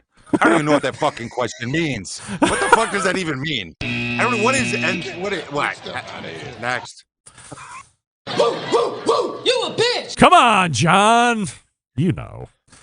We go to Doug. 100% yes or 100% no. Is New Year's Day the greatest day of NCAA football for the year? Yes or no? Damn straight. Yes. Damn straight. We'll go to Rod in a diesel truck. 100% yes or 100% no. New Year's Day, the greatest day of NCAA football for the year. Yes, it is. 100% yes. Right. Rusty, 100% yes or 100% no. New Year's Day, the greatest day of NCAA football for the year. I'll answer that for John Sportsball Solberg. Yes, it is. Absolutely. At the risk of looking contrarian for the fact of being solely contrarian for no other reason than to just go against the grain. In my opinion, and by the way, I hate college football with a passion. New Year's Day is not the greatest day. The greatest day is rivalry weekend. That's the best one. Rivalry weekend, or that Saturday where the Iron Bowl, Michigan v. Ohio State, and whoever else you're competitive. Though that's the best day of football for NCAA every year. You think it's the bowl games, but bowl games are BS. Who cares about bowl games? Bowl games suck. I don't even understand bowl games. I understand bowl games less than John Solberg understands bowl games. That's how much I don't understand them. And did I mention I hate college football? It sucks. Rod, I want to thank you for joining us for the 100% Assurity picks as we get ready to close out 2021. Do you have any 2022 live fire predictions to leave us with, Rod? I have none. You have none? All right. Get out of here, Rod. Come on. All right. We'll save that to the experts on the dais. We thank Rod for joining us here on the show. Let me see where that puts us time-wise. We got a couple minutes left. So before we get into some of the other items to talk about here for the rest of the show, and before we get into the Christmas recap, John is going to tell us about a little something I didn't know existed until like 48 hours ago, which is pickled bologna. John, fill us in with everything we need to know about pickled bologna, especially, is this some kind of regional thing that I probably should know about anyway? I don't have an answer. I'm totally blown away that you don't know about pickled bologna. It's in every house that I know of and every place that I go, and there's just me walking. There's just the grocery store. Maybe it is regional, but pickled bologna is ring bologna. It's in a pickled brine. It's packed up in there. It's vinegary. You slice it up. You have it with some cheese. I discovered by accident. I dipped some hummus on it. It was like the greatest thing ever. And then I find out that I'm like, oh, am I the only person in this group who even isn't it everywhere? Rusty, pickle bologna.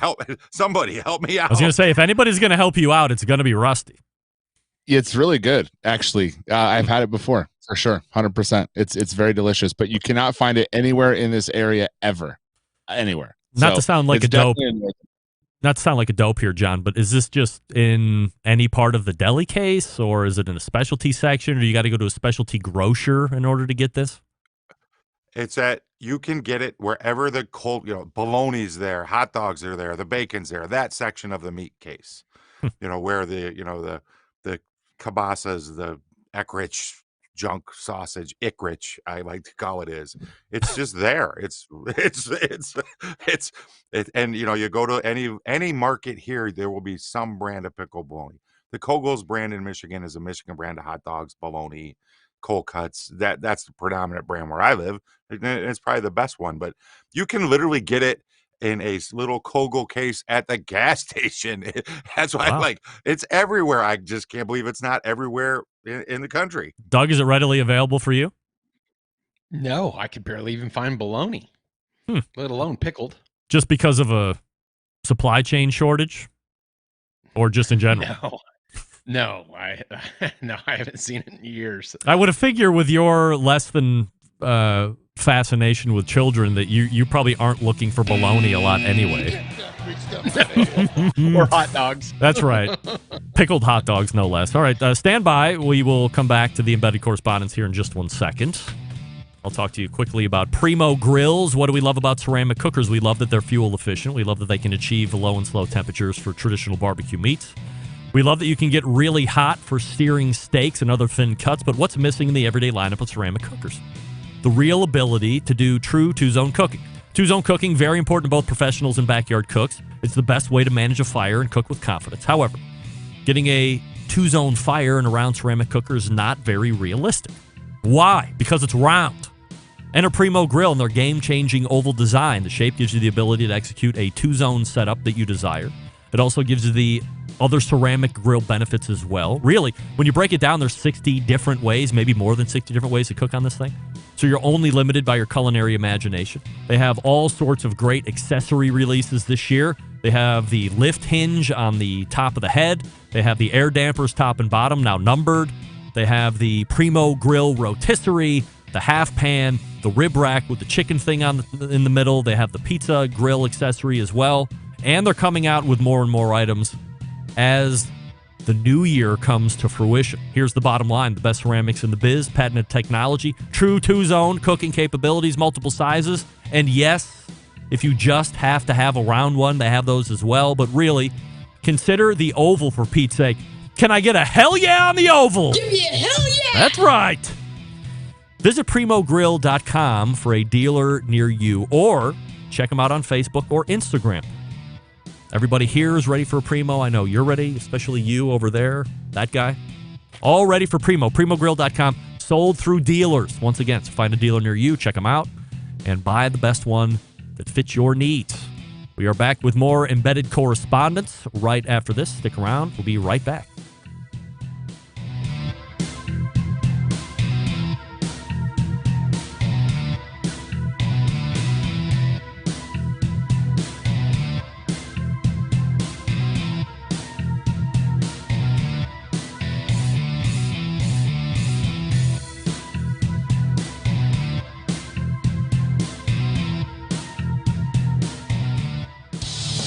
Celebrating over 10 years of prolific and unparalleled live fire barbecue and grilling talk. And yes, it's still being done from Cleveland, Ohio. You're listening to the Barbecue Central Show. This portion being brought to you by Smithfield, smithfield.com. Visit there through the grilling season and get tips and tricks from world champ pitmasters like Chris Lilly, Darren Worth, Ernest Cervantes, and Charles Cridlin. Mouth-watering flavor, no artificial ingredients. Smithfield Fresh Pork, quite simply some of the fresh pork money can buy. Trusted choice of world champ pitmasters for use in competitions and at home. Smithfield.com. By the way, we are putting in work right now to line up a January date where Smithfield will announce yet another year of Smithfield grants. If you can believe that. That's right. So we thank Smithfield for everything they're doing here for the show and the world of competition barbecue as we are rejoined by the embedded correspondence once more. So we've learned all about pickled bologna. We've learned that Doug and I are living with our heads in the sand, perhaps not even by choice, just wandering around unknowingly about this thing. But I'm going to look at my local Heinen's to see if there's pickled bologna. I'm a big bologna guy. I love bologna cheese and mustard on plain white bread. It's one of my favorite sandwiches growing up. I'm sure I would like it here as a 47-year-old adult. And we'll go from there.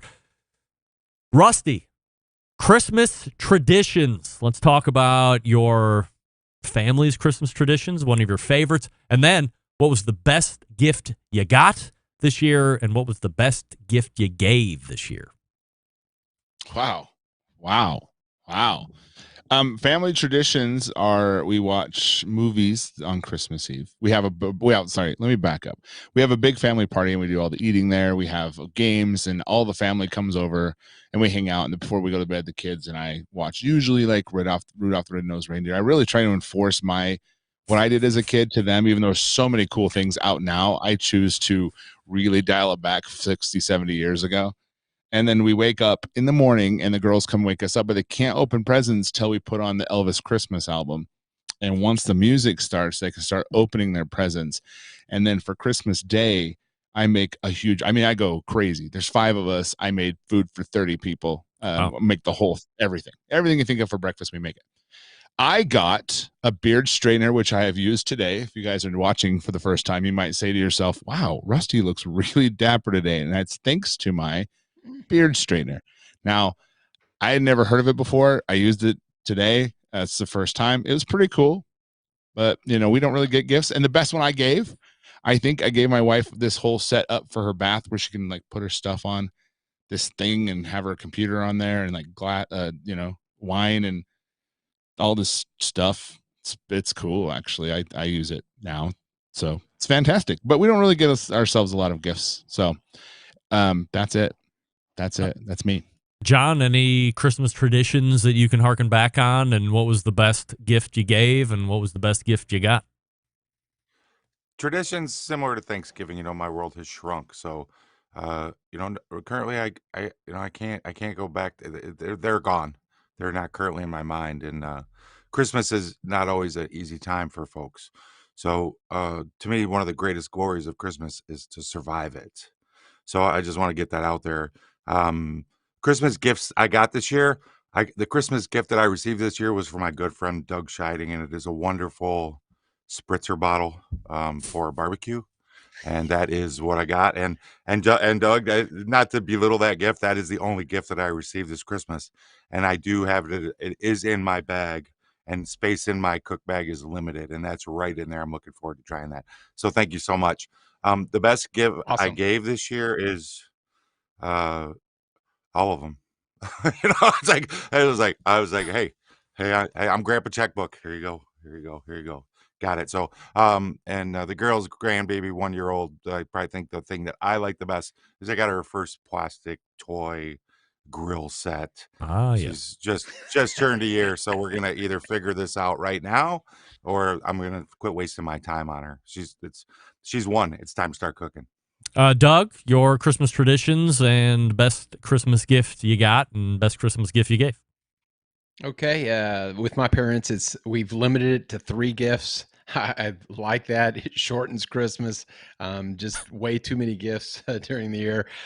With the Outlaws, it's the nieces and nephews get to open 1 present on Christmas Eve, and then we open the other presents after breakfast, usually on Christmas. So best Christmas gift that I got this year that I got myself was the Solo stove.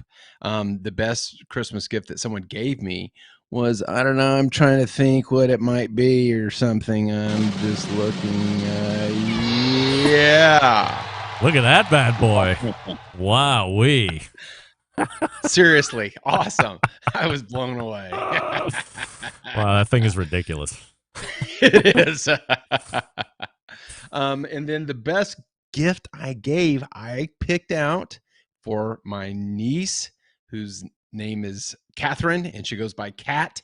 And I got her this very soft blanket that has cats doing yoga poses on it, and she loves it. She slept in it both nights. For me, we do Christmas Eve stuff with my in-laws. Typically, although it looked a little different this year. My mother-in-law had quite a battle with COVID about a year ago. She was in the hospital for 2 weeks. Was almost vented at one point because the oxygen levels were so low. So she wasn't really excited, just like she wasn't last month with Thanksgiving, around being anybody that wasn't vaccinated and or showing symptoms and things of this nature. So kept it really close, just with my immediate family and those two. So we did a little gift opening, one for Christmas Eve. When 8 o'clock p.m. Eastern comes on, we turn on TBS. We start watching 24 Hours of a Christmas Story. That movie in the beginning was shot right here in Cleveland, where you see the house in the movie in the beginning open shot. That's right on the near west side, West 10th Street. The Christmas house, the Christmas Story house, is like a whole operating museum thing that you can tour through Cleveland. If you ever come through here, it's really cool. And we go past there all the time because it's fun. And so we do that, wake up in the morning. We were really late waking up on Christmas morning. I don't remember the last time we slept until 11 o'clock, but we were up a little bit late through Christmas Eve into what was Christmas morning, too. My wife makes some breakfast casseroles and some quiches, and then we get to work on the prime rib that we're going to be having for dinner, and then do the respective gifts. Best gift I gave my wife a set of diamond earrings from Barbecue Jeweler to the Stars. Stephen DeFranco, if we remember him. Rusty, I know you don't remember him, but some of the other guys remember him. And then best gift I got was from, let's see, what was the best gift I got? Oh, so do you guys recall my honest evaluation of a local restaurant here called Swenson's, where Sam, the cooking guy, started slamming me, saying that I had it in for the fact that they were doing so well in business, and I was trying to convince him I had nothing but praise for their business, but it seemed that their patrons could never find fault in food that was horrifically average, and we went back and forth on that. So one was built 500 feet from my house at the next biggest intersection, and the girls are over there all the time, and I've never been once. And so the coolest gift that I got this year was a $20 gift certificate to Swenson's, which I'll never use. But it was in this really big box, and I took it out, and there it was, a plastic $20 gift certificate from Swenson's. So there you go. All right, so we press on here. Best barbecue product or service or invention this year of 2021. Rusty, anything ring a bell for you? Yeah, I'm going to say the ThermaPen one. I know everyone's going to be crap for it, but I absolutely love mine. I kind of had 4 other ones, and I just used that one exclusively. I like all the features that it has. It really improved on a lot of things that it does already. So I would say the ThermaPen one is my favorite thing this year. John, favorite barbecue product, service, or invention of 2021? I'm struggling with this one. I mean, Rusty, that's a great one. I've been kicking this and trying to come up with a something. And if I got to go with one, even though is it invented yet? It's going to be thermostatically controlled gas grills, even though that may not count because it's not quite released yet. And the ThermaPen one is a great tool, but it's 1 second faster than it was. So, kudos to them. But I'm a bit of at a loss, so I will yield. Doug, best product or service or invention here in 2021 for the barbecue and grilling industry? I knew Rusty and I would agree on this one. The ThermaPen one, I stinking love it. Well, I have like a 1A and 1B, and I'm vacillating back and forth here on what I thought was the best. The PBX from Pit Barrel Cooker is number 1. I talked about it. It's a 50-gallon pit barrel cooker. Everybody that I know that has one absolutely raves about it, absolutely loves the capacity. They had long talked about never adding anything bigger than what the flagship product pit barrel cooker was, that bigger wasn't always better, but they listened to the demand of their customer base, and they got a much bigger cooker to market to battle the Gateway Drum Smokers of the world and whoever else that makes the bigger capacity cookers. And it seems to be being received very well into the marketplace, especially for the pit barrel folks or the folks that like drum smokers. However, 1B is this. Doug, I'm surprised you didn't mention this. Maybe even John. The Mojo Pizza Seasonings by Urban Slicer Pizza. Those were released this year. They were unbelievable, and I use them all the time. I just put it in my chicken noodle soup for dinner this evening. The white Mojo. I mean, it's absolutely yes. I mean, the white is so freaking good. So, and I really love the red as well. So those are my top 2 products. 2022 live fire prediction or predictions. John, what's happening in 2022 that will take the world by storm? The thermostatically controlled gas grill. Can I get a hell yeah? Hell yeah! Will not change the landscape of grilling. It will segment its own landscape in the backyard. Really? Become its whole new thing. It's going to segment off. Wow. It's going to be a different landscape. It's going to be like a subculture. It's going to redefine YouTube videos on it. It's going to go because this is going to start that whole this thing. It's going to be a whole branch, and it's maybe not for us, but it's going to be real and it's going to be big. Rusty, your 2022 live fire prediction. I think I've mentioned this before somewhere, and I'm going to say it again. I think that that offset cookers will become bigger than they are now. They'll become like I don't know where I said this before. I think it was the end of last year. Mother fairy. Hey, and you know what? I think that they have.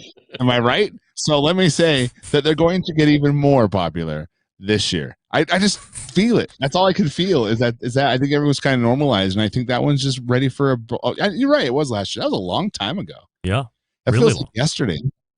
Wow. 2021 rapidly coming to a close, Rusty. I didn't know if you knew that or not. All right, I'm going to repeat my last year's prediction. We're holding firm with the increase in popularity or the resurgence of offset cookers. Doug, your 2022 live fire prediction. Okay. It's just one. I have a couple, and I'll be quick then. It's going to be the year of pork. It's just undervalued as compared to brisket. It's a third of the price. A lot more people are going to be cooking pork. The return of the meter. The Meter Plus is a great tool. And God damn it, Doug! I'm so sorry. Yes. The continued slow death of competition barbecue, and yet another barbecue society will be formed in Texas because 4 or 5 isn't enough for us. That's right. That's right. When you had 4 and it seemed like too many, now 5 and 6 will not be enough by the time 22 comes to an end. For me, as Doug said, and by the way, I can't believe Doug kind of branches out for this. I mean, he does contract with Traeger. Traeger now owns Meter. Perhaps he's subconsciously letting out some news that maybe he wasn't supposed to let out, that Meter was going to be like. Here's what I think. The Meter Plus is great. Traeger is letting this meter die, a slow death. People will forget about it, much like some old person tucked away in a home. And then next year, maybe late spring, early summer, what's going to happen? Hey, everybody! Traeger is coming out with a new wireless meat thermometer built on the back of what was the meter. However, the meter was a big, steaming pile of crap. Can I get a hell yeah? Give me a hell and we bought the brains, we bought the intellectual property, we bought the patents, and we invested what Traeger knows how to do best, and we're going to make it work. And now it is going to be what everybody else thinks a wireless probe thermometer system should be, because everything else right now is not good in any form or fashion. And that is going to be the 2022 biggest live fire prediction, I think, that Traeger will resuscitate, and it will not be under the Meter name brand. It will be the Traeger blah, blah, blah, or whatever cool marketing nickname that they are going to have the staff come up from there. Also, in 2022, you will see the exit of Jeremy Andrus from Traeger. Book it. And I will follow up with him in February when he comes on the show. We have a date for him to talk on this show exclusively, and I will ask him when he plans to check out for 2022. So at the end of 2022, I can say to all of you that I told you so. So I'll make sure I get insider information right there. And I think I was going to say, Doug, you said pork in general, but I was going to throw out, I'm predicting an emergence of something called pork brisket. I have no idea what the hell that is. I'm throwing pork brisket out into the ether. It seems like it almost cancels itself out, pork and brisket, pork and beef. However, I think if I get it out there, somebody's going to run with it. And at the end of the year, next year, I can say that I started a trend at the end of 2021. So think pork brisket, think hashtag pork brisket is going to become a thing. Maybe my pal John Solberg is going to get on Instagram stories and start going nuts with it like he did with the Dutch oven Twinkies that he did a couple months ago, which was really caught fire. It was great. The Twinkies were awesome. No doubt. So, all right, let's go ahead and get into the best moments of 2021 for this panel. And we will go to John first. What do you think, encompassing the show, not just for our embedded correspondence segment, but if some of those fit in as well, some of your favorite parts of the year 2021 and the show? One of my favorite things that doesn't involve the embedded correspondence is Rusty's bringing us up with his food truck or trailer business. Yep. I thought it was really engaging. It really exposed himself. I really enjoyed it a lot. All the moments are best of the show, but that was one that truly I enjoyed it, and I look forward to those updates, hopefully continuing on into 2022. Doug, some of your favorite moments in 2021? There were quite a few. John winning the Idol, Hall of Fame, Mo chewing, but the three that stood out for me are John, similar to mine. Yes, exactly. He actually burps, I believe, at minute 55:40. Check it. Check the tape. That's all I'm saying. All right. John, similar to my hot dog rant, August 24th, his cream cheese rant with 3 F-bombs and reminding us we're not in 1982 or more was fantastic. I love that. Peg leg porker. What a raw and great interview. I loved it when he said that someone accused him of slapping his name on some bourbon, and he came back and said, you need deep pockets, baby, and big balls to get into bourbon, especially when he was opening up his new restaurant. That was great. And my third and final is when, Greg, this is you to a T. You and Meathead and him naming Clint Cantwell as his speaker at the Hall of Fame. And you go, oh, I mean, and then you proceed to say that, oh no, he's a terrible speaker. He's a great writer, a good writer, and he should know that he's a terrible speaker. And why in the hell are you sending him? That's why you're honest. That's why I like your interview style. It's the honesty, because brutal honesty is the way to go. Well, I think that was number 2 on my list of greatest moments, was telling Meathead that having Clint you could have anybody else be your speaker and it would be much better, but him doing Clint was one. Both Tim McKeska interviews this year, both giving us information on the brisket pricing at that point, and then following it up a month or so later with the pork situation. Those were great interviews. Also, this was a bonus content episode, so it wasn't technically on the show.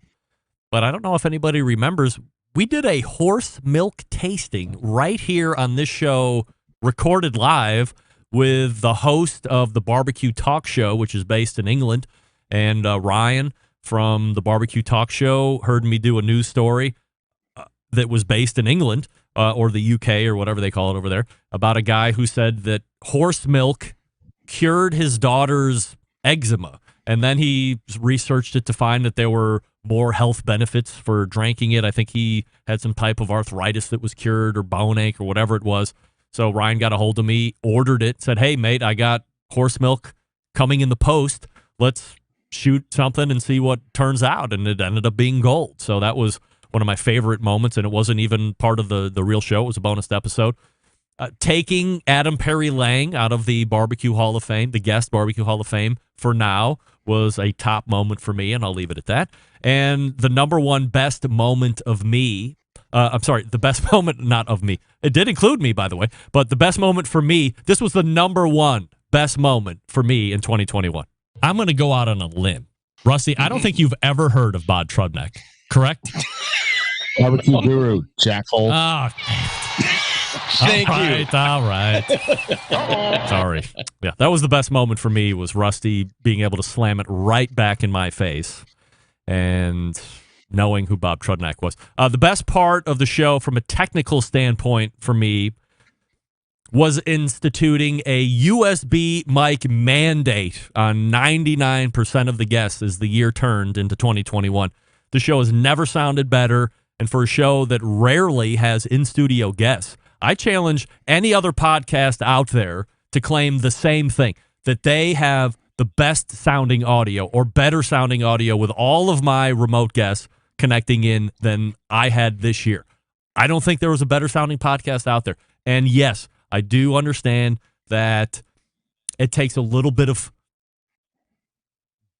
balls or dickheadedness or shitheadedness to say, hey, if you want to be, I know I'm asking you to be a guest, and if you want to, you're going to have to go out and spend $60 to get this microphone. By the way, it's the one that's Doug using. That can be a little bit of a pill to swallow. I lost some interviews because of that, but I say this. If you go back through the 15 years of this show, audibly, the show has never sounded any better. I don't care how the show looks. The show has never sounded better than it has this year, and it is solely because I have pushed a USB mic mandate for the guests. And by and far, the guests have been very open to it because we're still doing a lot of Zoom meetings and things where you would need a microphone or a computer anyway, so people can justify it a little easier in that form. So this show has never sounded better, and that's my favorite part. And I was reluctant. I thought that might put a lot of people off, but I'm glad I stuck to it. I got some championing from you guys and from some of my other guests that said this is a great idea and you should do it. So we stuck with it. There you go. Doug, anything else before I let you go? Anything you want to promote or things that we missed as we close 2021 out? I like the Skeeter Kent Rollins, and the him being being the gatekeeper and Skeeter and everything. That was great. But I sent you a whole list of things, so maybe you can go through some of those. I'm on the 4-year 79th time I've been on the Baseball and Barbecue podcast. I'm the guest host with Hojo Howard Johnson, and that's out right now. Yes, exactly. And then I'll be a guest host with Emily Detweiler coming up in January 9th. All right, Rusty, anything else you wanted to get out as far as 2021 is concerned and or promotion-wise that you would like to push? In 2021, by the way, on your show, since you skipped me, I'm going to have to put in Kent Rollins just because that was such a great interview. And it was like two worlds colliding for me. That was super cool. And I learned a lot about him that I didn't know. And I'm actually a huge fan of his and watch him all the time. So you got stuff out of him that I didn't even know. So I'm just going to say that one. But yeah, nothing to promote. We're on the podcast. We're on a break. But if you want to go back in 2021 and listen to all the great guests we had on and through Pitmasters podcast, you can do that. You can follow me at Salt City Barbecue if you're interested in my food truck journey and competition journey and all that fun stuff. John, anything you want to leave us with as far as 2021 is concerned, and or would you like to promote? Doug, I just would like to say, if you're the guest host for 79 episodes, wouldn't that kind of get you close to co-host? I'm like, that's a lot. At some point, you're a co-host. That's Greg's number is 79. It's a little less than that. Okay, it's like maybe 70 less. Greg, I want to send a thanks to you for the award for the Barbecue Central Show Guest Hall of Fame. I truly don't feel worthy to be in the group of the class that is this year. And when I look at the entire class of it just blows me away. When I look at those people, I'm honored that all of you think I should be there as well. And also, just make sure you check out the best moments of the Barbecue Central Show in 10 minutes or less this Friday. Get it in your podcast feed. All you got to do is search the Barbecue Central Show wherever you get your podcasts and subscribe. All right, there they are. Doug Scheiding, longest running embedded correspondent. To the right of me from Texas, right below me is John Solberg from Michigan. And catty corner down to the bottom right is Rusty Monson from the great city of Utah. Guys, I wish you a tremendous Happy New Year weekend as it comes. Be safe, and we will rejoin as January closes out to talk about all the latest barbecue and grilling happenings and whatever else we want to talk about from there. And I do want to thank you guys again for another great year of embedded correspondence talk. It's been fun. Everybody loves this hour of the show, and it's a testament to your preparation and the knowledge and the ability to play off each other that speaks volumes. So thank you very much for doing it. And we will check you in January. There they are. The embedded correspondents right there, Doug, John, and Rusty. All right, so let's go ahead and do one piece of quick business, and then we'll close out the show. Quickly, I'll talk to you about Yukon Glory and the burger serving set, an essential set for foodies and burger lovers. If you really want restaurant feeling at home, we've got you covered with the full burger board set. This set includes a stainless steel grill basket for your fries and veggies, or 2 ceramic condiment holders for your favorite sauces and condiments, and a slate plate to serve up your burger in style. The Deluxe Burger Board is made for durable, long-lasting, premium acacia wood with deep reds and browns that will not fade over time. With the holiday season still here, the set perfect holiday gift to give the chef, grill master, or burgerholic in your life. Trust me, they will thank you for it. The burger set and all of Yukon Glory's products are sold at yukonglory.com, Amazon, Walmart, Lowe's, the Home Depot, and Target. Use promo code 10Central for a discount as you're checking out on yukonglory.com for the whole month of December, so you have 3 more days in order to get that 10% discount saving, and it might evaporate all there. So if you are thinking about it, get it done in the next 3 days. Otherwise, you could be out of 10%, period. I'm foreshadowing, so if you want to save, get there, yukonglory.com. Follow Yukon Glory on Instagram or Facebook at Yukon Glory for the latest updates as well. We thank Yukon Glory for their support of the show here in 2021. And we will wrap the year right after this. Stick around. We'll be right back. You're listening to the #1 most downloaded barbecue and grilling podcast anywhere. The BBQ Central Show.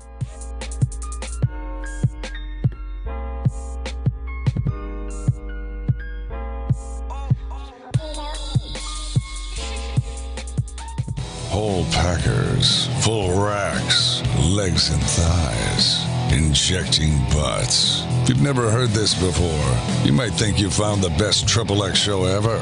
Let's get back to the most homoerotic host out there today, Greg Rempe. And this portion being brought to you by Vortic Watch Company, a small batch custom watch manufacturing and vintage restoration company located in northern Colorado. They take antique American pocket watches and turn them into wrist watches, just like this one here to the right. Their mission, preserve and enhance the legacy of American manufacturing excellence. They're the guts right there. In order to do that, they combine traditional and cutting-edge technology to create unique, quality, functional timepieces with exceptional value. Here's the coolest part. Each watch that Vortic makes is unique and one of a kind. Vortic, founded on the motto that America wasn't assembled, it was built. Check them out at vorticwatches.com. All right, that's going to do it. All the way back in the first hour, we had first-timer of the show, Johnathan Barbeau, Mr. Johnathan, the Cigar Authority co-host. The cigarauthority.com is the podcast website. The number 2guyscigars.com is the online retail location if you want to buy cigars. Bandolero was the suggestion of Mr. Johnathan as he was on his way out. We kept him long. We appreciate that. So that's how you can find the Cigar Authority podcast or 2 Guys Cigars for retail if you want to buy. Second hour, the embedded correspondents were right there, and we talked about 100% Assurity picks. We talked about what was good in 2021, what we're predicting in 2022, best Christmas gifts that we got and gave, and much more. We have a great show planned for you next week. We turn into the new year of 2022, so that's going to bring a visit from Malcolm Reed. That's going to bring a visit from Sam the Cooking Guy, and more. So stay tuned for that. I hope you guys have a tremendously safe New Year's weekend coming up. If you're going to be drinking, don't be driving. Enjoy a premium cigar. Take your time in doing it. Don't get it too hot. Don't inhale the smoke. Don't put the lid in your mouth. You won't like it no matter what anybody says. And we will see you back here next Tuesday at 9 p.m. Eastern Standard Time. September 11th, 2001. I will never forget. Until we see you back here next week, this is your program host and proud U.S. American Greg Rempe saying Happy New Year and good night now.